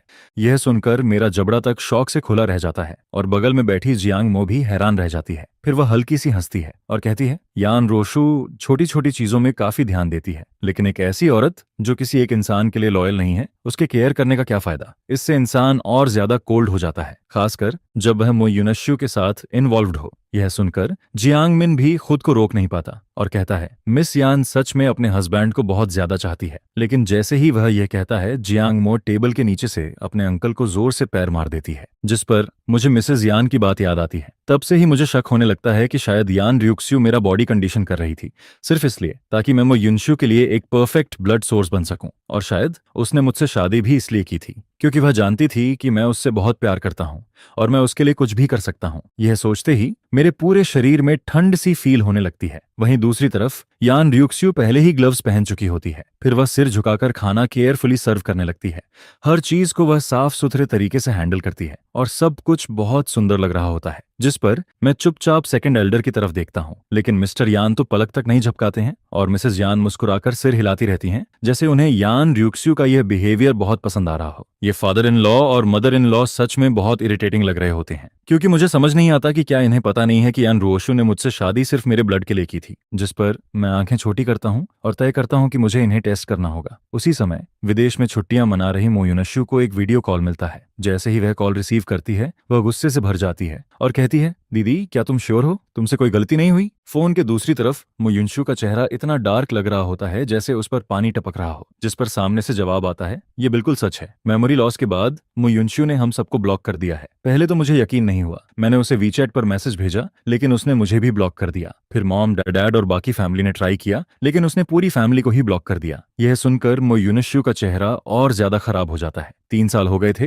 लेकिन वह अब तक यान रुओशु को पूरी तरह कंट्रोल नहीं कर पाई थी। पहले मो फैमिली ने जो बातें छुपाई थीं, वह बाहर नहीं आई थीं, लेकिन अब मेरी मेमोरी लॉस होने के बाद मैं उनसे रिश्ता खत्म करना चाहता हूँ। और यह कोई एक्टिंग नहीं थी। मो युनश्यू को हॉस्पिटल में मेरी ठंडी आंखें याद आ जाती हैं, जिस पर वह घबराई हुई आवाज में पूछती है, उसने सच में यान रूह्यू और यान रूशुआंग के सामने कहा कि वह मुझसे रिश्ता खत्म करना चाहता है? सामने से जवाब आता है, हाँ। उसने साफ कहा कि अब से तुम्हारा और उसका कोई रिलेशन नहीं है। यह सुनते ही मो युनश्यू का दिल गले तक आ जाता है। फिर वह जल्दी से पूछती है, और ब्लड वाली बात, उसने उसके बारे में कुछ कहा? जिस पर सामने से जवाब आता है, पुप नहीं। यह सुनकर मो युनश्यू थोड़ी राहत की सांस लेती है। जब तक ब्लड वाली बात बाहर नहीं आती, तब तक उसके पास सब संभालने का मौका था। फिर वह तुरंत कहती है, दीदी मैं अभी फ्लाइट बुक करती हूँ और चाइना वापस आती हूँ। यह कहते हुए उसके चेहरे पर एक कैलकुलेशन वाली स्माइल आ जाती है, क्योंकि वह मेरे टेम्पर को अच्छे से जानती है। जिस पर वह मन ही मन सोचती है, मुझे खुद जाकर देखना होगा कि उसे सच में मेमोरी लॉस हुआ है या वह सिर्फ एक्टिंग कर रहा है। लेकिन दूसरी तरफ मो युनकिंग को अभी तक यह समझ नहीं आता कि मामला कितना सीरियस है। पूरा मियामू फैमिली एक बहुत बड़ी प्रॉब्लम की तरफ बढ़ रहा होता है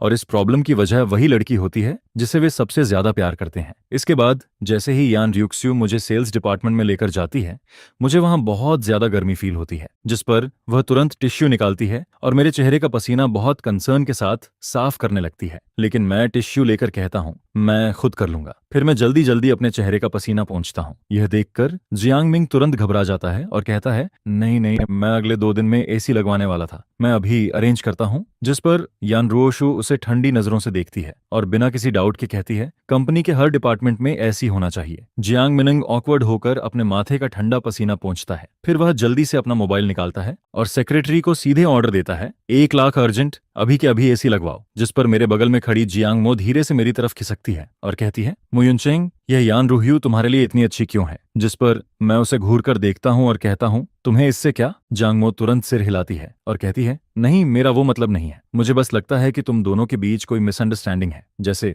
शायद उसे लगा हो कि तुम्हारे दिल में कोई और है, इसलिए वह तुम्हें खुद के पास नहीं आने देती। यह सुनकर मैं मन ही मन ठंडी हंसी हंसता हूं, कोई मिसअंडरस्टैंडिंग नहीं है। इसके बाद यान र्यूक्स्यू अचानक कहती है मुयुनचेंग कल फिर आएगा। यह कहकर वह जियांग मिंग को वहीं छोड़ देती है और बिना मुझे रिएक्ट करने का मौका दिए मेरा हाथ पकड़कर बाहर ले जाती है। जिस पर जियांग मिनिंग जल्दी से कहता है ठीक है मिस्टर यान, आप आराम से जाइए। वहीं पीछे खड़ी जियांग मो चुपचाप यान र्यूक्स्यू की तरफ देखती रहती है और मन ही मन सोचती है यह औरत तो बिल्कुल नहीं चाहती कि मो सियुनचेंग को जरा सी भी तकलीफ हो। अगले ही पल यान रोशु मुझे बिना कुछ बोले एसी वाली कार में बैठा देती है। फिर वह खुद भी अंदर आती है और दरवाजा लॉक कर देती है। जिस पर मैं गुस्से में कहता हूं तुमने कल रात क्या प्रॉमिस किया था? तुमने कहा था कि मुझे पूरी फ्रीडम होगी, लेकिन यान र्यूक्स्यू जैसे मेरी बात सुनती ही नहीं है। वह बस कोल्ड आवाज में ड्राइवर को चलने के लिए कहती है। कार के अंदर की ठंडी हवा धीरे धीरे मेरे गुस्से को थोड़ा शांत कर देती है। 1 घंटे बाद कार रुकती है। फिर यान रोशु मेरा हाथ पकड़ती है और मुझे दूसरे विला के अंदर लेकर जाती है, जिस पर मैं उसका हाथ झटक देता हूं और कहता हूं मैं खुद चल सकता हूं,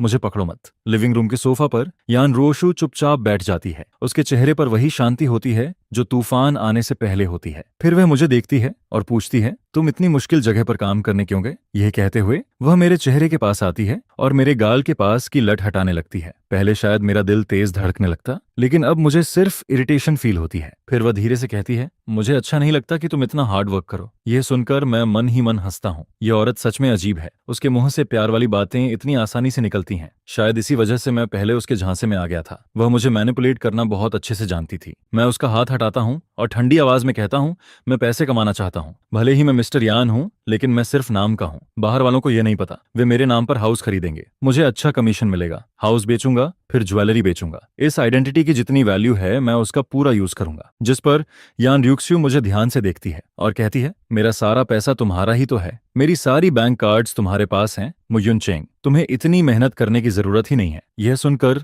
मैं कुछ पल के लिए रुक जाता हूँ। फिर मैं उसे देखता हूँ, क्या सच में उसकी सारी बैंक कार्ड्स मेरे पास हैं? मुझे इस बात पर बिल्कुल यकीन नहीं होता। जिस पर मैं तुरंत पूछता हूँ तो फिर हमारा प्रीन्यूप्शियल एग्रीमेंट कहाँ है? उसे निकालो और मुझे दिखाओ। यह सुनते ही उसकी आंखों में एक ठंडी सी चमक आ जाती है। फिर वह धीरे से कहती है कौन सा प्रीन्यूप्टियल एग्रीमेंट? हमारे बीच ऐसा कुछ नहीं है। मैं एकदम कंफ्यूज हो जाता हूँ। अगर ऐसा कुछ नहीं है तो फिर क्या हमने शादी ही नहीं की? लेकिन इंटरनेट पर हमारी शादी के फोटोज और न्यूज मौजूद हैं, इसका मतलब शादी हुई थी। फिर एग्रीमेंट क्यों नहीं था जब तक कि हम लीगली हस्बैंड वाइफ ही ना हो? जिस पर यान रोशु तुरंत अपना फोन निकालती है, फोटो एल्बम खोलती है और मेरे सामने हमारी शादी की फोटोज रख देती है। वे फोटोज शादी से 1 दिन पहले की होती हैं, लेकिन मैं तुरंत अपना चेहरा दूसरी तरफ घुमा लेता हूँ। मैं उन्हें और नहीं देखना चाहता। उन फोटोज में मैं कितना खुश दिख रहा था, कितनी स्वीट स्माइल थी मेरे चेहरे पर। लेकिन अब सोचता हूँ तो दिल में सिर्फ दुख फील होता है। शादी की फोटो में मैं जितना खुश था, वेडिंग नाइट में उतना ही रोया था। मेरा पुराना वाला खुद सच में बहुत बेवकूफ था। फिर यान रोशु धीरे से मेरा हाथ पकड़ती है और बहुत सॉफ्ट आवाज में कहती है मोयुनचेंग, मुझे खुद से दूर मत करो प्लीज, हम हमेशा से एक दूसरे से प्यार करते आए हैं। यह सुनकर मैं ताना मारते हुए मुस्कुराता हूँ और कहता हूँ तो फिर मोयुनशियू का क्या? जिस पर वह तुरंत कहती है हम दोनों के बीच कुछ नहीं है, मैं सिर्फ तुमसे प्यार करती हूँ, तुम्हें मुझ पर भरोसा करना होगा। मोयुनशियू को डिप्रेशन है, उसने कई बार सुसाइड करने की कोशिश की है, इसलिए मुझे उसका ख्याल रखना पड़ता है। यह सुनकर मैं ठंडी आवाज में कहता हूँ दुनिया में और भी बहुत लोग होंगे जिन्हें डिप्रेशन है, क्या तुम सबका ऐसे ही ख्याल रखोगी? मुझे तो बिल्कुल यकीन नहीं है कि उसे डिप्रेशन है। वह इतना सेल्फिश इंसान है कि उसके अंदर गिल्ट या पेन जैसी कोई चीज हो ही नहीं सकती। यह सुनकर यान रोशु कुछ पल के लिए चुप हो जाती है, फिर धीरे से कहती है लेकिन वह तुम्हारा छोटा भाई है। ये शब्द सुनते ही जैसे मेरे दिमाग में कुछ फट जाता है। मेरे सिर में अचानक बहुत तेज दर्द शुरू हो जाता है। मुझे ऐसा फील होता है जैसे मेरा पूरा दिमाग टूट रहा हो। जिस पर मैं दांत भींच कर चिल्लाता हूँ यहाँ से निकल जाओ, अभी निकल जाओ। फिर मैं उसे जोर से धक्का देता हूँ, वह नीचे गिर जाती है और मैं लड़खड़ाते हुए ऊपर भाग जाता हूँ। मयुनचेंग यान रोशु कुछ सेकंड के लिए शॉक में रह जाती है, फिर वह जल्दी से मेरे पीछे भागती है, लेकिन तब तक मैं रूम का दरवाजा अंदर से लॉक कर चुका होता हूँ। वह हार नहीं मानती। फिर वह बालकनी से अंदर आने की कोशिश करती है, लेकिन उसे पता चलता है कि बालकनी की विंडो भी मैंने लॉक कर दी है, जिस पर यान र्यूशु बालकनी में खड़ी रह जाती है। उसकी आंखों में हेल्पलेसनेस साफ दिखाई दे रही होती है। उसे पता होता है कि मैं मयुनशु से नफरत करता हूँ, और सच कहें तो वह खुद भी उससे परेशान है, लेकिन वह कुछ कर भी नहीं सकती। इसके बाद मैं 1 घंटे तक बाथटब में पड़ा रहता हूँ, जब तक मेरी स्किन पर झुर्रियां नहीं पड़ जाती और मेरे शरीर में जो दर्द हो रहा होता है वह थोड़ा कम नहीं हो जाता। फिर धीरे धीरे मेरा मूड शांत होता है, जिस पर मैं उठता हूँ, अपना शरीर सुखाता हूँ और पजामास पहनकर बाथरूम से बाहर आता हूँ। लेकिन मास्टर बेडरूम की बालकनी के पर्दे लगातार हिल रहे होते हैं। मुझे बिल्कुल आइडिया नहीं होता कि यान रोशु अभी तक बाहर खड़ी है। फिर मैं बेड पर जाकर लेट जाता हूँ और अपना फोन उठा लेता हूँ। फिर मैं अपना फोन उठाता हूँ और देखता हूँ कि अभी सिर्फ दोपहर के 3 बजे हैं, जिस पर मुझे फोन में कई वीचैट ट्रांसफर दिखाई देते हैं। ये सारे मिस्टर यान ने भेजे होते हैं। पहले खाना खाते समय मिस्टर यान ने मुझे दोबारा वीचैट पर ऐड कराया था। वह 65 साल के हैं।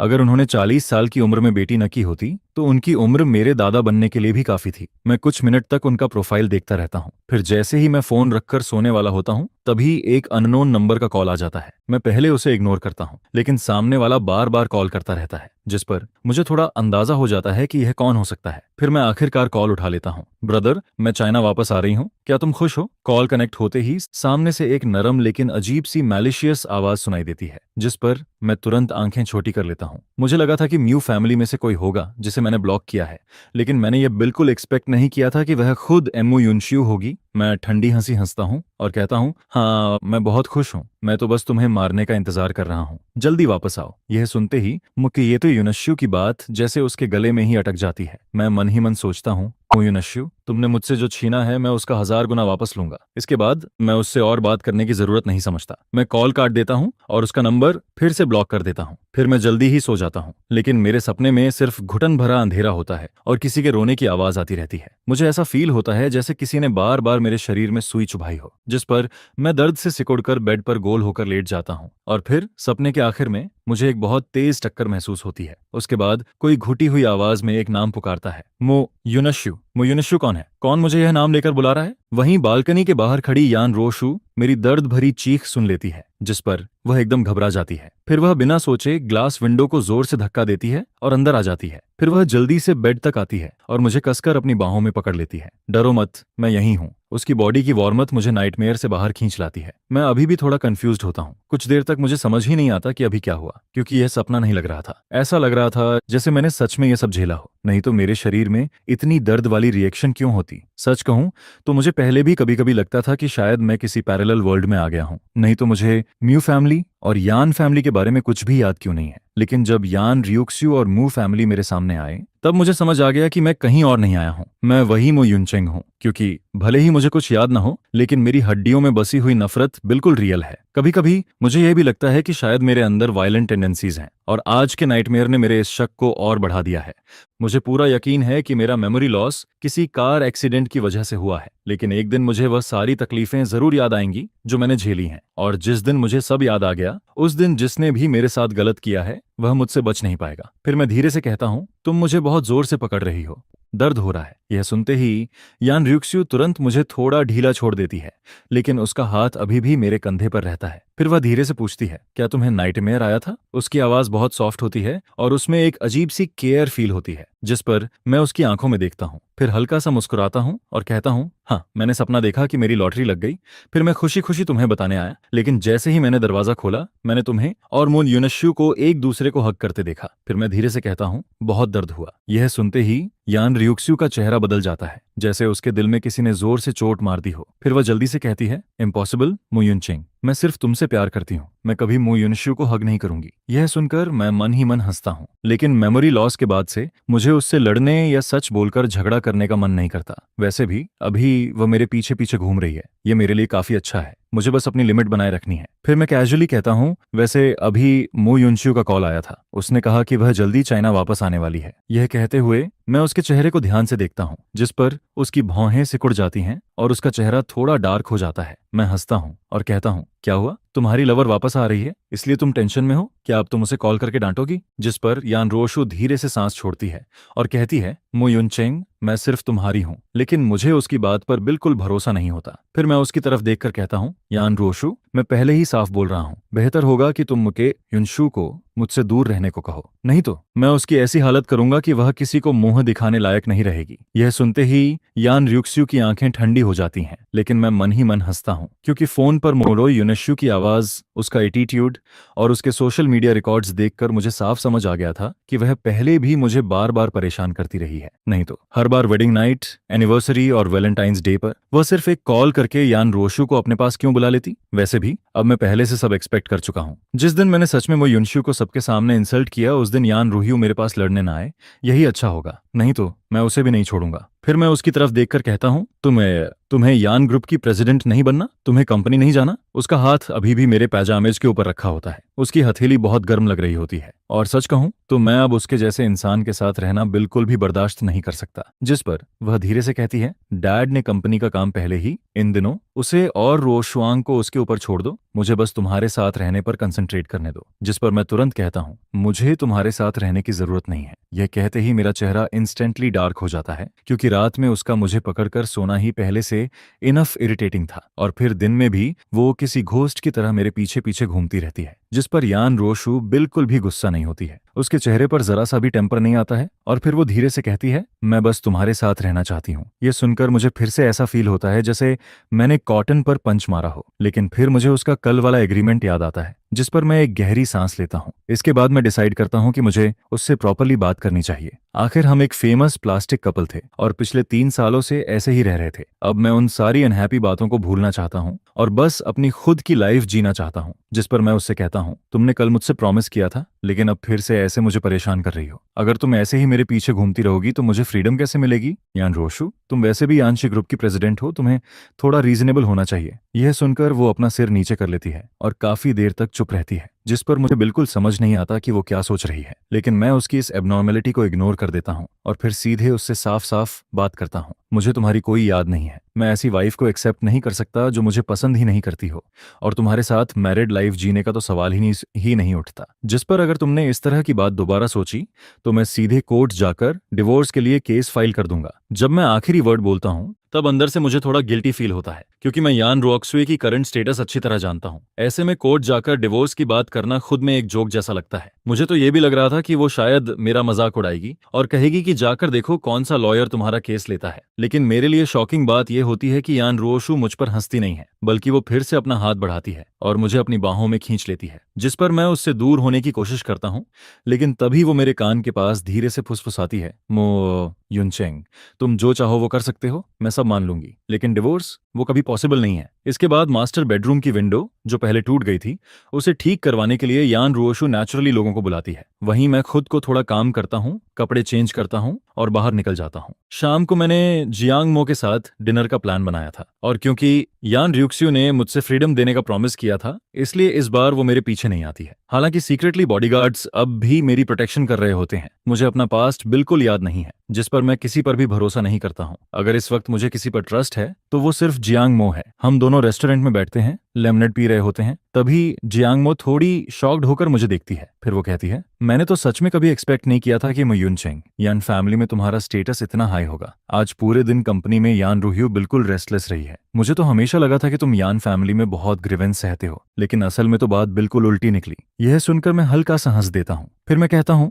मैं मानता हूँ कि यान फैमिली मेरे साथ अच्छा बिहेव करती है, लेकिन तुम्हें मेरा कौन सा हाई स्टेटस दिख गया। जिस पर जियांग मो तुरंत कहती है, क्या हाई स्टेटस नहीं है? तुम बस कैजुअली सर्वेंट से मिल्क मंगवाते हो और यान रोक्सवे खुद उसे लेकर आती है। तुम आधा सेंटेंस भी नहीं बोलते और डिनर के टाइम वो अपने हाथों से तुम्हारे लिए श्रिम्प पील करके देती है। अगर ये हाई स्टेटस नहीं है तो फिर क्या है? इसके बाद वो मजाक में कहती है, क्या यान फैमिली में तुम्हारा स्टेटस साबित करने के लिए उसे तुम्हारे सामने घुटनों पर बैठना पड़ेगा? यह सुनकर मैं सीधे चुप हो जाता हूँ, क्योंकि उसके सवाल का मेरे पास कोई जवाब नहीं होता है। फिर जियांग मो अचानक सीरियस होकर पूछती है, मो युनचेंग, क्या तुम्हें नहीं लगता कि यान रूहियो सच में तुमसे प्यार करने लगी है? आखिर तुमने हर जगह उस लिटिल व्हाइट फेस जुनमू युनशियो को हरा दिया है। जिस पर मैं हल्की सी स्माइल करता हूँ। फिर मैं कहता हूँ, अगर ऐसा है तो सुनने में तो काफी कूल लगता है, लेकिन असल में ये बहुत बड़ी प्रॉब्लम है। क्यों? जियांग मो कंफ्यूज्ड होकर पूछती है, जिस पर मैं धीरे से अपना कप वापस टेबल पर रखता हूँ और कहता हूँ, मैं पूरी जिंदगी यान रोशु के साथ फेक कपल बनकर रह सकता हूँ, मैं उससे डिवोर्स भी एक्सेप्ट कर सकता हूँ, लेकिन मैं ये बिल्कुल एक्सेप्ट नहीं कर सकता कि वो मुझसे इतना प्यार करे। फिर मैं उसकी तरफ देखते हुए कहता हूँ, मैं किसी दूसरे आदमी से उसकी वूमन छीनने को पसंद नहीं करता। जो वूमन शुरू से किसी और की थी वो कभी मेरी हो ही नहीं सकती, और जिसे किसी और से छीना गया हो उसे कोई और भी मुझसे छीन सकता है। यह सुनकर जियांग मो सिर हिलाती है। फिर वो कहती है, सही कह रहे हो, ऐसी वूमन को भूल जाना ही बेटर है। वैसे भी लाइफ में वूमन कोई मस्ट हैव चीज नहीं होती है। उसकी यह बात सुनकर मैं राहत की सांस लेता हूँ, क्योंकि अगर वो मुझे मो युनशु से लड़कर यान रूहियो को वापस पाने के लिए कहती तो शायद हम दोनों के बीच सब खत्म हो जाता। मैं अपने इस इकलौते दोस्त को खोना नहीं चाहता था। इसी बीच वेटर जल्दी से डिशेस लेकर आता है,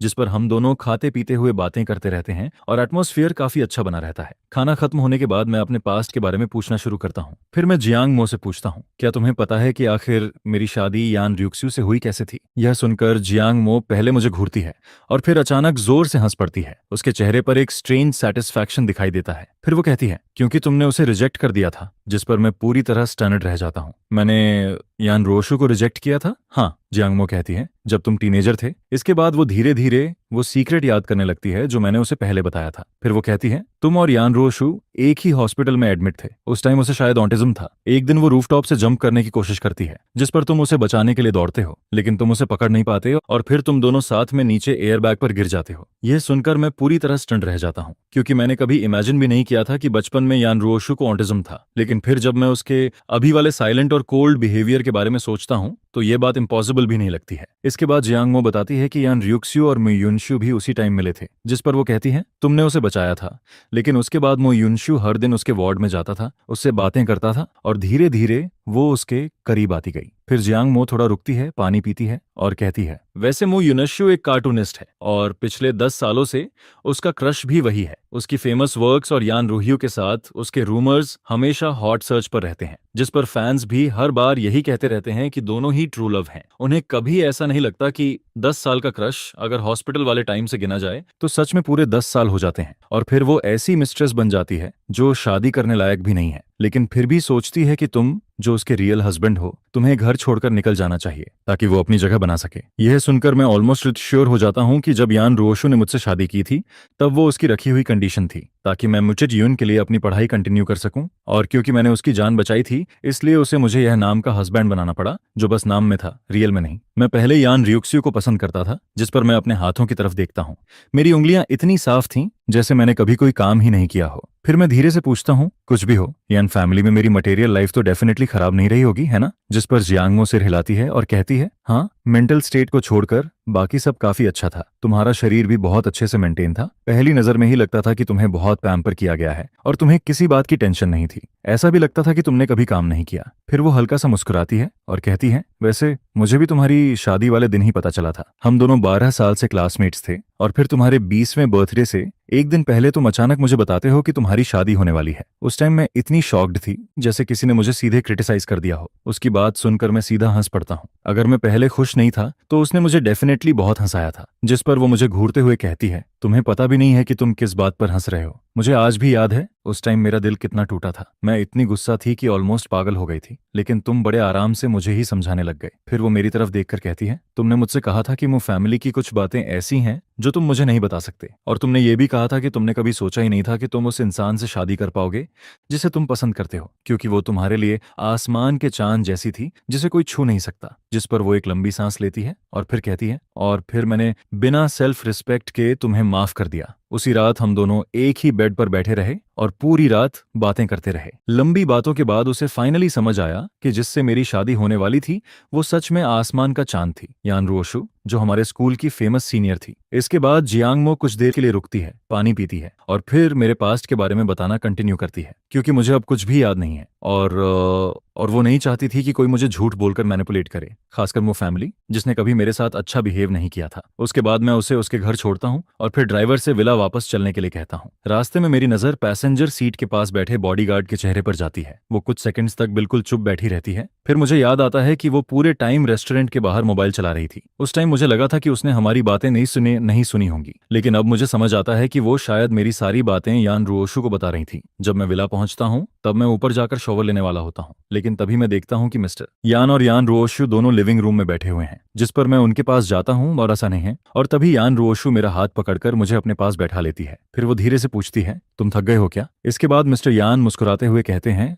रुओशु की मसाज स्किल बहुत अच्छी है। वो क्लियरली अपनी आइसबर्ग जैसी बेटी को प्रमोट कर रहे होते हैं। जिस पर मैं हल्का सा मुस्कुराकर कहता हूँ, नहीं डैड, मैं टायर्ड नहीं हूँ, मैं बस अपने फ्रेंड के साथ डिनर करके आया हूँ। फिर मिस्टर यान तुरंत कहते हैं, रुओशु जाओ, यूनचेंग के लिए बाथ वाटर रेडी करो। ये सुनकर मुझे इंस्टेंटली समझ आ जाता है कि वो मुझसे अकेले में बात करना चाहते हैं। वो नहीं चाहते कि यान रियुक्सु यहाँ बैठी रहे। जिस पर यान रुओशु बिना कुछ बोले ओबीडियंटली ऊपर चली जाती है और मेरे लिए पानी तैयार करने लगती है। फिर मिस्टर यान मेरी तरफ देखते हैं, जैसे उन्हें पता हो कि मैं क्या सोच रहा हूँ या आता समझ रहा हूँ। वो धीरे से सांस लेते हैं और कहते हैं, जब बात तुम्हारे लिए अच्छी चीजों की आती है तभी वो मेरी बात मानती है, वरना वो मेरी भी नहीं सुनती। यह सुनकर मैं थोड़ा कंफ्यूज्ड हो जाता हूँ, लेकिन फिर भी मैं इस बारे में ज्यादा नहीं सोचता। फिर वो मेरी तरफ देखकर कहते हैं, यूनचेंग, डैड कुछ टाइम के लिए यहाँ रहना चाहता है, तुम्हें बुरा तो नहीं लगेगा? यह सुनकर मैं तुरंत होश में आता हूँ और सिर हिलाकर कहता हूँ, ऐसा कैसे हो सकता है डैड? आप जितने दिन चाहें यहाँ रह सकते हैं। जियांग मो ने मुझे बताया था कि यान रियुक्सु से शादी होने के बाद वो यान फैमिली का पुराना घर छोड़कर इस लेक व्यू विला में अकेली रहने लगी थी। इसलिए मुझे समझ नहीं आता कि अचानक मिस्टर यान यहाँ क्यों रहना चाहते हैं। जिस पर वो मेरी तरफ ऐसे देखते हैं जैसे उन्हें मुझ पर बहुत तरस आ रहा हो। शायद उन्हें मैंने लगता है कि मैं अभी भी वही समझदार यूनचेंग हूँ जो कभी उनसे दूर नहीं होगा। फिर वो धीरे से कहते हैं, यूनचेंग, डैड जानता है कि तुम्हारे साथ बहुत बड़ा अन्याय हुआ है। रुओक्सु इमोशंस के मामले में हमेशा कंफ्यूज्ड रही है। ये कहते हुए वो अपने हाथ से एक डॉक्यूमेंट निकालते हैं और मेरी तरफ बढ़ा देते हैं। फिर वो धीरे से कहते हैं, हालांकि रुओशु कहती है कि उसका सारा पैसा तुम्हारे पास है, इसलिए तुम्हें शायद पैसों की जरूरत नहीं होगी, लेकिन यह तुम्हारी माँ और मेरी तरफ से अपॉलॉजी है। जिस पर मैं नीचे देखता हूँ और पता चलता है कि वो यान ग्रुप के 5% शेयर्स का गिफ्ट लेटर है। मैं तुरंत उसे कॉफी टेबल पर रख देता हूँ और सिर हिलाकर मना कर देता हूँ। फिर मैं कहता हूँ, मैं आपकी और मॉम की फीलिंग्स समझता हूँ, लेकिन मैं ये शेयर्स नहीं ले सकता। मैंने यान ग्रुप के लिए कुछ भी नहीं किया है और वैसे भी हम दोनों के बीच सब कुछ ठीक नहीं है, हमारे बच्चे भी नहीं होंगे, फिर मुझे ये शेयर्स क्यों चाहिए? इसके बाद मैं धीरे से कहता हूँ, और अगर फ्यूचर में हमारा डिवोर्स हो गया तो ये शेयर्स चीजों को और कॉम्प्लिकेटेड बना देंगे। ये सुनकर मिस्टर यान कुछ बोलना चाहते हैं लेकिन फिर रुक जाते हैं। फिर वो मेरी तरफ देखते हैं जैसे वो कुछ सोच रहे हों। वो थोड़ा हेजिटेट करते हैं और फिर पूछते हैं, तुम्हें कैसे पता कि मो युनशु क्या सोच रहा है? जिस पर मैं सिर हिलाता हूँ और कहता हूँ, डैड, जो कहना है सीधे कहिए। उसने मुझे कल कॉल किया था और मुझे लगा कि वो मेरे लिए बहुत होस्टाइल है। यह सुनते ही मिस्टर यान का चेहरा इंस्टेंटली बदल जाता है। फिर वो गुस्से में कहते हैं, उसने तुम्हें कॉल करने की हिम्मत कैसे की? रुओशु ने उसे साफ वार्निंग दी थी कि वो तुम्हें डिस्टर्ब नहीं करेगा। उनका चेहरा देखकर मुझे इंस्टेंटली समझ आ जाता है कि भले ही यान रियुक्सु मो युनशु की तरफ हो, लेकिन वो उसे मेरे सामने ट्रबल क्रिएट करने की परमिशन कभी नहीं देती है। मिस्टर यान अचानक एक भारी सांस लेते हैं और फिर कहते हैं, युनचेंग, ऐसा नहीं है कि डैड तुम्हारे भाई की बुराई करना चाहता है, लेकिन जब तुम सिर्फ 10 साल के थे तब भी वो हॉस्पिटल में हर जगह तुम्हारा क्रेडिट छीन रहा था। फिर वो मेरी तरफ देखते हैं और कहते हैं, जब रुओशु को कुछ हुआ था तब उसने सबको कहा कि रूफटॉप पर तुम्हें वही लेकर गया था। यह सुनकर मैं तुरंत समझ जाता हूँ कि मुन्ना युनशु ने मुझे बहुत पहले से ही कैलकुलेट करना शुरू कर दिया था। वो शुरू से मेरी हर चीज छीनना चाहता था। मैं यह क्लियरली फील कर सकता हूँ कि वो मुझसे बहुत नफरत करता है। लेकिन अजीब बात यह है कि पिछले 20 सालों में हमेशा मेरे साथ ही गलत हुआ है, मेरा ही नुकसान हुआ है, फिर भी मैं उससे नफरत नहीं करता। लेकिन वो मुझसे इतनी नफरत क्यों करता है? जिस पर मैं मिस्टर यान की तरफ देखकर कहता हूँ, डैड, मुझे बताइए, मैं मो युनशु और यान रूहियू पहली बार कैसे मिले थे? मुझे कुछ भी याद नहीं है। जियांग मो को भी बस थोड़ा बहुत पता है, लेकिन उसे पूरी बात नहीं पता। जिस पर मिस्टर यान धीरे से सिर हिलाते हैं और कहते हैं, ठीक है, पहले इधर आओ और chicken soup P low. Dad तुम्हें धीरे धीरे सब बताता है। इसके बाद वो मुझे डाइनिंग टेबल तक लेकर जाते हैं और थर्मोस खोलकर चिकन सूप निकालते हैं। फिर वो मुस्कुराकर कहते हैं, ये ओल्ड हाउस में बना है, खास तुम्हारे लिए लाया हूँ। तुम्हें हमेशा से डैड के हाथ का चिकन सूप सबसे ज्यादा पसंद था। यह सुनकर मेरा दिल एक पल के लिए रुक जाता है। मैं अपने फादर इन लॉ के हाथ का चिकन सूप देखता हूँ और कुछ बोल नहीं पाता। फिर मिस्टर यान हंसते हुए कहते हैं, अगर ये बाउल ऑफ चिकन सूप नहीं होता तो रोशु मुझे तुम्हें देखने भी नहीं देती। मैं बस चुपचाप बैठा रहता हूँ क्योंकि मुझे पता है मैं यान रोशु के दिल में नहीं हूँ। वहां हमेशा मो युनशु ही था, लेकिन फिर भी मैं एक 60 साल के आदमी से क्या आर्ग्यू करता? जिस पर मैं चुपचाप बैठ जाता हूँ, उनकी बातें सुनता हूँ और छोटे छोटे सिप लेकर चिकन सूप पीता रहता हूँ। 2 बाउल चिकन सूप के बाद मुझे फाइनली समझ आता है कि हम तीनों पहली बार हॉस्पिटल में कैसे मिले थे। असल में जब मैंने यान रियुक्सु को बचाया था, उसके बाद उसे अकेले वार्ड में रखा गया था और मो युनशु हर दिन उससे बात करने जाता था। लेकिन उस टाइम छोटी यान रियुक्सु किसी को भी इग्नोर कर देती थी। वो पूरी तरह अपनी ही दुनिया में रहती थी।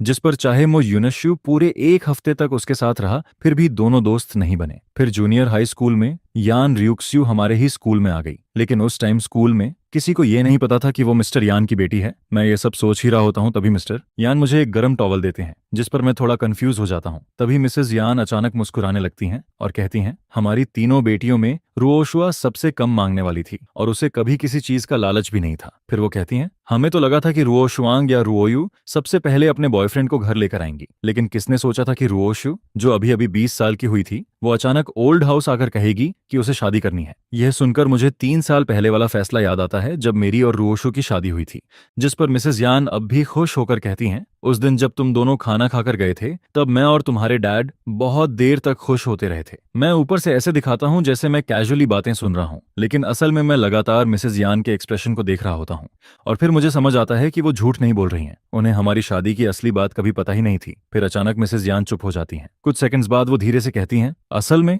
मैंने भी रुओशु से पूछा था, उस टाइम सर्कल में बहुत रूमर्स थे। फिर वो कहती हैं, मैं इतनी गुस्सा हो गई थी कि मैंने उसे घर बुलाया और पूछा, लेकिन उसने सिर्फ इतना कहा, मेरा मो युनशु से कोई लेना देना नहीं है, आप लोग बेकार में चिंता मत कीजिए। यह कहते हुए मिसेस यान की आवाज थोड़ी कांपने लगती है। फिर वो कहती हैं, उस टाइम मैं इतनी एंग्री थी कि मैंने एंस्टल टैबलेट के सामने उसे विप से मारा था। उसकी पीठ की स्किन तक फट गई थी। फिर मैंने उसे 3 दिन और 3 रात तक घुटनों पर बैठाकर पनिशमेंट दी थी। फिर वो धीरे से मेरी तरफ देखती हैं और कहती हैं, मैंने यह बात तुमसे इसलिए छुपाई क्योंकि मुझे डर था कि तुम्हें उसके लिए बुरा लगेगा, लेकिन अब तुम पहले से काफी बदल गए हो, इसलिए मैंने तुम्हें बता दिया। यह सुनकर मैं पूरी तरह चुप हो जाता हूँ। मुझे कुछ समझ नहीं आता कि मैं क्या बोलूं। रात को जब मैं सो रहा होता हूँ तभी मुझे अचानक फील होता है कि किसी ने मेरी कलाई पकड़ ली है। फिर यान रोशु की आवाज आती है, मो युनचेंग, मुझे हक करो। उसकी आवाज में वही यूजुअल एरोगेंस होता है, लेकिन उसके अंदर कहीं ना कहीं सॉफ्टनेस भी होती है। मेरे हाथ जैसे ही उसकी पीठ को टच करते हैं, मैं उसकी बैक पर बने स्कार्स को फील करता हूँ और तभी मुझे मिसेस यान की बात याद आ जाती है, जिस पर मेरा दिल एक पल के लिए दर्द करता है। लेकिन अगले ही सेकंड मैं खुद से कहता हूँ, मुझे उसके लिए बुरा क्यों फील होना चाहिए। मैं कुछ सेकंड्स तक चुप रहता हूँ और फिर अचानक अपना हाथ पीछे खींच लेता हूँ। फिर मैं कहता हूँ, ड्रामा मत करो। इसके बाद मैं सीधे दूसरी तरफ मुड़ जाता हूँ। मैं उससे ये भी नहीं पूछता कि उसकी बैक पर वो स्कार्स कैसे आए, क्योंकि हमारे बीच सिर्फ एक प्लास्टिक मैरिज है और मुझे उसकी चीजों में पड़ने का कोई हक नहीं है। वैसे भी जैसा वो खुद कहती है, उसे मुझसे प्यार नहीं करना चाहिए,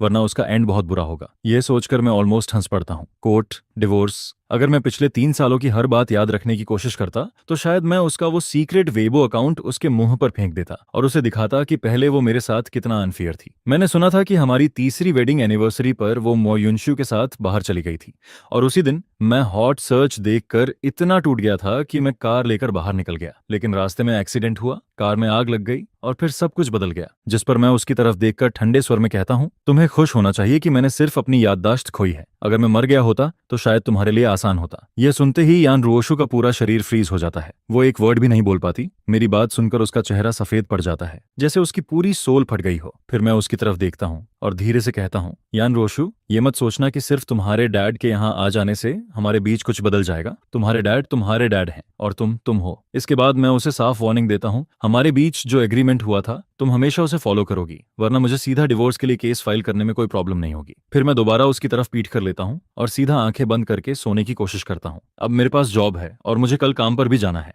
मेरे पास इतना टाइम नहीं है कि मैं उसके साथ बैठकर इन बेकार बातों को क्लियर करूं। वैसे भी इन सब बातों के बारे में सोचने से सिर्फ मैं अंदर ही अंदर परेशान होता हूं और मेरा मूड और खराब होता है। मैं अब बस आगे देखना चाहता हूं, पीछे कभी नहीं। ये सोचते सोचते मैं जल्दी सो जाता हूं। लेकिन दूसरी तरफ यान रोशु मेरी इस बेरुखी से पूरी तरह फ्रीज हो जाती है। वो पूरी रात बेड पर चुपचाप पड़ी रहती है और पहली बार उसे यह डाउट होने लगता है कि उसने जो चॉइस की थी वो सही थी या नहीं। उसी टाइम मो युनश्यू, जिसे मो युनकिंग और उसकी बाकी 2 बहनों ने खुद एयरपोर्ट से पिक किया था, घर पहुंचते ही हवा की तरह लिविंग रूम में घुसता है, जिस पर वो सीधा अपने मॉम और डैड को गले लगा लेता है। यह देखकर म्यू फैमिली के मॉम डैड तुरंत खुश हो जाते हैं और कहते हैं, अरे युनशु वापस आ गया, आओ जल्दी बैठो, पहले जूस पी लो। जिस पर मो युनशु मुस्कुराकर कहता है, thank you mom, thank you dad. फिर वो पूरे फैमिली के बीच बैठ जाता है। उसकी 3 बहनें भी उसके पास बैठ जाती हैं। वो धीरे धीरे जूस के 2 सिप लेता है और फिर अपने पेरेंट्स की तरफ देखकर कहता है, मॉम डैड, बड़ी बहन ने कहा कि भाई को एमनीजिया हो गया है। यह सुनते ही मुंह फादर का चेहरा उतर जाता है और वो जोर से नाक से सांस छोड़ते हैं। मुंह मदर का चेहरा भी तुरंत खराब हो जाता है। साफ दिख रहा था कि उन्हें हॉस्पिटल वाला दिन अब भी याद है, जब मैं वार्ड में उनसे बहुत ठंडे तरीके से मिला था। जिस पर म्यू मदर गुस्से में कहती हैं, यह कोई टीवी सीरियल नहीं चल रहा है, बस एक छोटा सा कार एक्सीडेंट हुआ था। मैंने डॉक्टर से पूछा भी था, उसने कहा था कि बस हल्का कॉन्फ्यूजन है। फिर मेमोरी कैसे जा सकती है? मुझे तो लगता है कि वो सिर्फ ड्रामा कर रहा है। ताकि यान रोशु का अटेंशन उसे मिले। यह सुनकर मो युनशु का एक्सप्रेशन थोड़ा बदल जाता है, क्योंकि हॉस्पिटल वाले दिन के बाद से वो कई रातों से ठीक से सोया नहीं था। उसके दिमाग में बार बार यही चल रहा था कि शायद मैं उसकी नकल कर रहा हूं, क्योंकि हर बार जब भी वो कहता था कि उसकी तबीयत खराब है, यान रोशु तुरंत उसके पास पहुंच जाती थी। और अब शायद मैं भी वही कर रहा था, जिस पर मुझे युनशु की आंखों में हल्की ठंडक आ जाती है। फिर वो धीरे से कहता है, वो सिर्फ अनकंफर्टेबल होने की एक्टिंग नहीं कर रहा होगा, वरना यान र्यूशु मो युनचेंग को छोड़कर मुझे देखने क्यों आती। जैसे ही यान र्यूशु का नाम आता है, मो फैमिली की दूसरी बेटी मो युनशुई गुस्से से भर जाती है। फिर वो कहती है, यह यान र्यूशु भी ना सच में अंधी है। हमारे युनशु जैसा अच्छा आदमी उसे नहीं चाहिए, और पूरे दिन उस मो युनचेंग के पीछे घूमती रहती है। फिर वो और गुस्से में कहती है, अगर मो युनचेंग ने यूनिशु की पसंद छीनकर उससे शादी नहीं की होती तो यूनिशु डिप्रेशन में जाता क्या, हर बात पर सुसाइड करने की सोचता क्या। इसके बाद तीसरी बहन भी बोल पड़ती है, ऑरियन रोशु भी कम नहीं है। वो भूल गई कि रूफटॉप पर चढ़कर उसे बचाने कौन गया था। उस टाइम युनशु की तबीयत खुद कितनी खराब थी, फिर भी वो हर दिन उसके वार्ड में जाता था, उससे बात करता था, उसे ड्राइंग सिखाता था। फिर वो गुस्से में कहती है, इतना सब करने के बाद भी उसने यूनिशु को छोड़कर मुटे युनचेंग को चुन लिया। सच में उसका कॉन्शियस तो जैसे मर चुका है। जिस पर मोती यूनिशु तुरंत अपनी आंखें नीचे कर लेता है। उसकी आंखें धीरे धीरे लाल हो जाती हैं, जैसे उसके साथ बहुत बड़ा अन्याय हुआ हो। फिर वो धीरे से कहता है, second sister, third sister, please ऐसा मत कहो। यह देखकर मू फादर का दिल और पिघल जाता है। वो तुरंत कहते हैं, ठीक है, अब और मत बोलो, यूनिशु के जख्मों पर नमक मत छिड़को। फिर वो गुस्से में कहते हैं, यह सब मुझ युनचेंग की गलती है। उसने पहले यूनिशु का हक छीना, फिर उसकी पसंद की लड़की भी छीन ली, और वो यान रूहियो भी पागल है। इतने अच्छे यूनिशु को छोड़कर मुकिरिशी युनचेंग को चुन लिया। फिर वो गुस्से में कहते हैं, देखो उसने हमारे यूनिशु को कितना हर्ट किया है। जिस पर मुखी युनकिंग अचानक बोल पड़ती है, आप लोगों ने आज का हॉट सर्च नहीं देखा क्या? जब वो एयरपोर्ट से मोटे युनशु को लेने गई थी, तब उसने रास्ते में मोबाइल चलाया था। उसी टाइम उसने हॉट सर्च में मेरा नाम देख लिया था। फिर उसने कमेंट्स पढ़े और उसे पता चला कि मैं जियांग फैमिली की रियल एस्टेट कंपनी में काम कर रहा हूँ, क्योंकि यान फैमिली के प्रेसिडेंट का हस्बैंड उनकी कंपनी में एक आम एम्प्लॉय बनकर काम कर रहा था। इसलिए बात सीधा हॉट सर्च पर पहुंच गई थी। लेकिन मु युनकिंग को छोड़कर बाकी मू फैमिली को अभी तक यह बात नहीं पता थी। जिस पर मु युनशु धीरे से पूछता है, बिग सिस्टर कौन सा हॉट सर्च? फिर मु युनकिंग उसकी तरफ देखकर कहती है, मु युनचेंग हॉस्पिटल से डिस्चार्ज होने के बाद जियांगमो के अंकल की रियल एस्टेट कंपनी में जॉब कर रहा है, और वो वहां एक सेल्समैन बना हुआ है। जैसे ही यह बात खत्म होती है, मु फैमिली के मॉम डैड के चेहरे तुरंत काले पड़ जाते हैं। मु फादर गुस्से से बस भारी सांस लेते रहते हैं। उन्हें ऐसा लग रहा था जैसे मैंने उनकी पूरी इज्जत मिट्टी में मिला दी हो, क्योंकि मैं अब जियांग फैमिली की रियल एस्टेट कंपनी में काम कर रहा था, और वो भी एक सेल्समैन बनकर। जिस पर मुझे मदर गुस्से में कहती हैं, मैंने पहले ही कहा था उसका सरनेम जियांग वालों के साथ ज्यादा मिक्स हो रहा है तो जरूर कुछ ना कुछ गड़बड़ करेगा। फिर वो और गुस्से में कहती हैं, इतने बड़े घर का बेटा होकर वो जाकर घर बेच रहा है। सच में बहुत नाम रोशन किया है उसने। यह सब सुनकर मु युनशु कुछ देर तक चुपचाप सोचता रहता है। फिर वो धीरे से कहता है, मॉम डैड क्या भाई के पास पैसे नहीं है? उसकी यह बात सुनते ही कमरे में अचानक सन्नाटा छा जाता है, क्योंकि अगर यान ग्रुप की प्रेसिडेंट का हस्बैंड बाहर जाकर सेल्समैन की जॉब कर रहा है तो ये बात खुद में बहुत बड़ी जोक लगती है। मु युनशु को पूरा यकीन था कि मैं जॉब सिर्फ इसलिए कर रहा हूं क्योंकि मेरे पास पैसे नहीं बचे हैं। और जैसे ही वो ये बोलता है, म्यू फादर और उसकी तीनों बहनों के चेहरे एक साथ बदल जाते हैं, क्योंकि वो सब समझ जाते हैं कि मु युनशु क्या कहना चाहता है। यानी यान रोशु मुझे जो लिविंग एक्सपेंसेस देती थी वो शायद मुझे पूरे नहीं मिलते थे, और अब मेरे पास पैसे नहीं बचे, इसलिए मुझे खुद बाहर निकलकर काम करना पड़ रहा है। काफी देर बाद मु मदर धीरे से कहती हैं, अगर उसके पास पैसे नहीं थे तो वो घर वालों से कह नहीं सकता था क्या? जाकर घर बेचने लगा। सच में बहुत समझदार है। वो हमेशा कार्ड्स खेलता था और पैसे हार जाता था, और उसे सच में लगता था कि मेरे पैसे हवा से आते हैं। किसी को क्या पता था कि यान रोशु मुझे जो पैसे देती थी वो बिल्कुल भी अनलिमिटेड नहीं थे। यह सुनकर मुतोरी युनशु की आंखों में एक चमक आती है,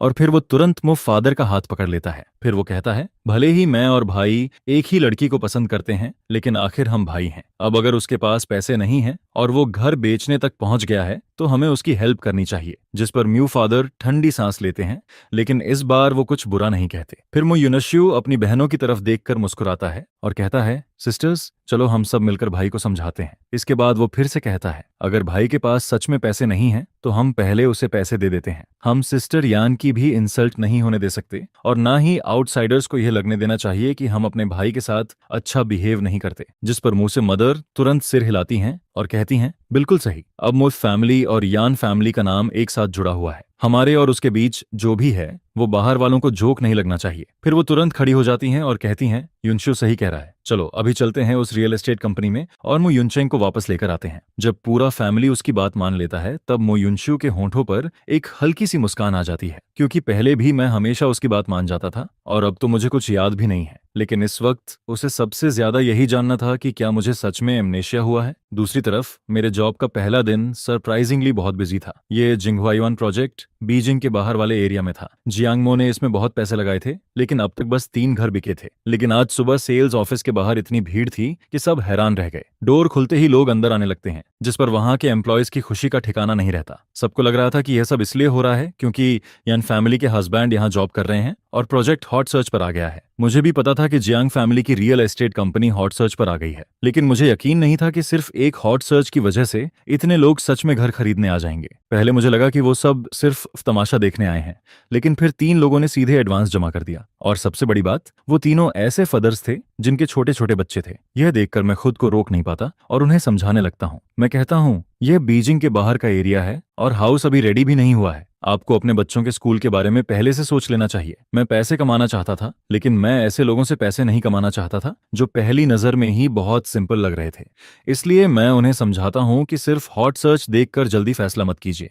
लेकिन तभी उनमें से एक आदमी, जो करीब 30 साल का था, एक्साइटेड होकर कहता है, हमने तो अपने बच्चों के लिए ही पैसे उधार लेकर डिपॉजिट दिया है। फिर वो आदमी, जिसे सब ब्रदर झांग बुला रहे थे, मुझे समझाता है, मेरा एक क्लासमेट यान ग्रुप में असिस्टेंट है। उसने बताया कि यान ग्रुप जिनहुआयुआन के पास एक पब्लिक प्राइमरी स्कूल बनाने वाला है। फिर वो कहता है 2 साल के अंदर स्कूल बन जाएगा। उसके बाद ये पूरा एरिया स्कूल डिस्ट्रिक्ट बन जाएगा। यह सुनकर मैं एक गहरी सांस लेता हूँ, फिर खुद को काम करके कहता हूँ, सॉरी, मुझे पहले एक कॉल करनी होगी। इसके बाद मैं पैंटी में चला जाता हूँ और यान रोशु को कॉल करने की सोचता हूँ, लेकिन तभी मुझे याद आता है कि उसका नंबर अभी भी मेरे ब्लैकलिस्ट में है, जिस पर मैं पहले उसे ब्लैकलिस्ट से बाहर निकालता हूँ और फिर उसे कॉल करता हूँ। उसी टाइम यान रोशु मीटिंग में बैठी होती है। पूरा कॉन्फ्रेंस रूम बिल्कुल शांत होता है, लेकिन तभी उसका फोन अचानक बज उठता है, जिस पर वो एकदम से चौंक जाती है, क्योंकि यह उसका पर्सनल फोन था जो हमेशा ऑन रहता था, लेकिन उसमें सिर्फ एक ही कॉन्टैक्ट सेव था और वो कॉन्टैक्ट मेरा था। इसके बाद वो तुरंत मीटिंग छोड़कर ऑफिस में चली जाती है। उसके हाथ हल्के से कांप रहे होते हैं। फिर वो जल्दी से कॉल उठाती है, युनचेंग। उसकी आवाज हल्की सी कांप रही होती है, जिस पर मैं सीधा पूछता हूँ, यान रोशु, सेल्स ऑफिस में जो कुछ हो रहा है, क्या वो तुम्हारी तरफ से कंपेंसेशन है? मुझे पिछली रात का झगड़ा याद आता है। मैंने उससे कहा था कि उसकी और मुट्टे यूनशु की वजह से हॉट सर्च बना और उसी की वजह से मेरा एक्सीडेंट हुआ। यह सुनकर यान रियुक्स्यू कुछ सेकंड्स तक चुप रहती है। उसे समझ नहीं आता कि मैं गुस्सा हूं या कुछ और, लेकिन वो जवाब देने से डरती भी है। काफी देर की चुप्पी के बाद वो धीरे से कहती है, नहीं, ये कॉम्पेंसेशन नहीं है। फिर वो और भी धीमी आवाज में कहती है, ये प्यार है। क्योंकि उसे पता था कि उसने मुझे हर्ट किया है, मुझे दुख दिया है, लेकिन उसके हिसाब से उसने जो भी किया वो सिर्फ इसलिए किया क्योंकि वो मुझसे प्यार करती थी। लेकिन मेरी नजर में वो सब सिर्फ गिल्ट की वजह से किया गया कंपेंसेशन था।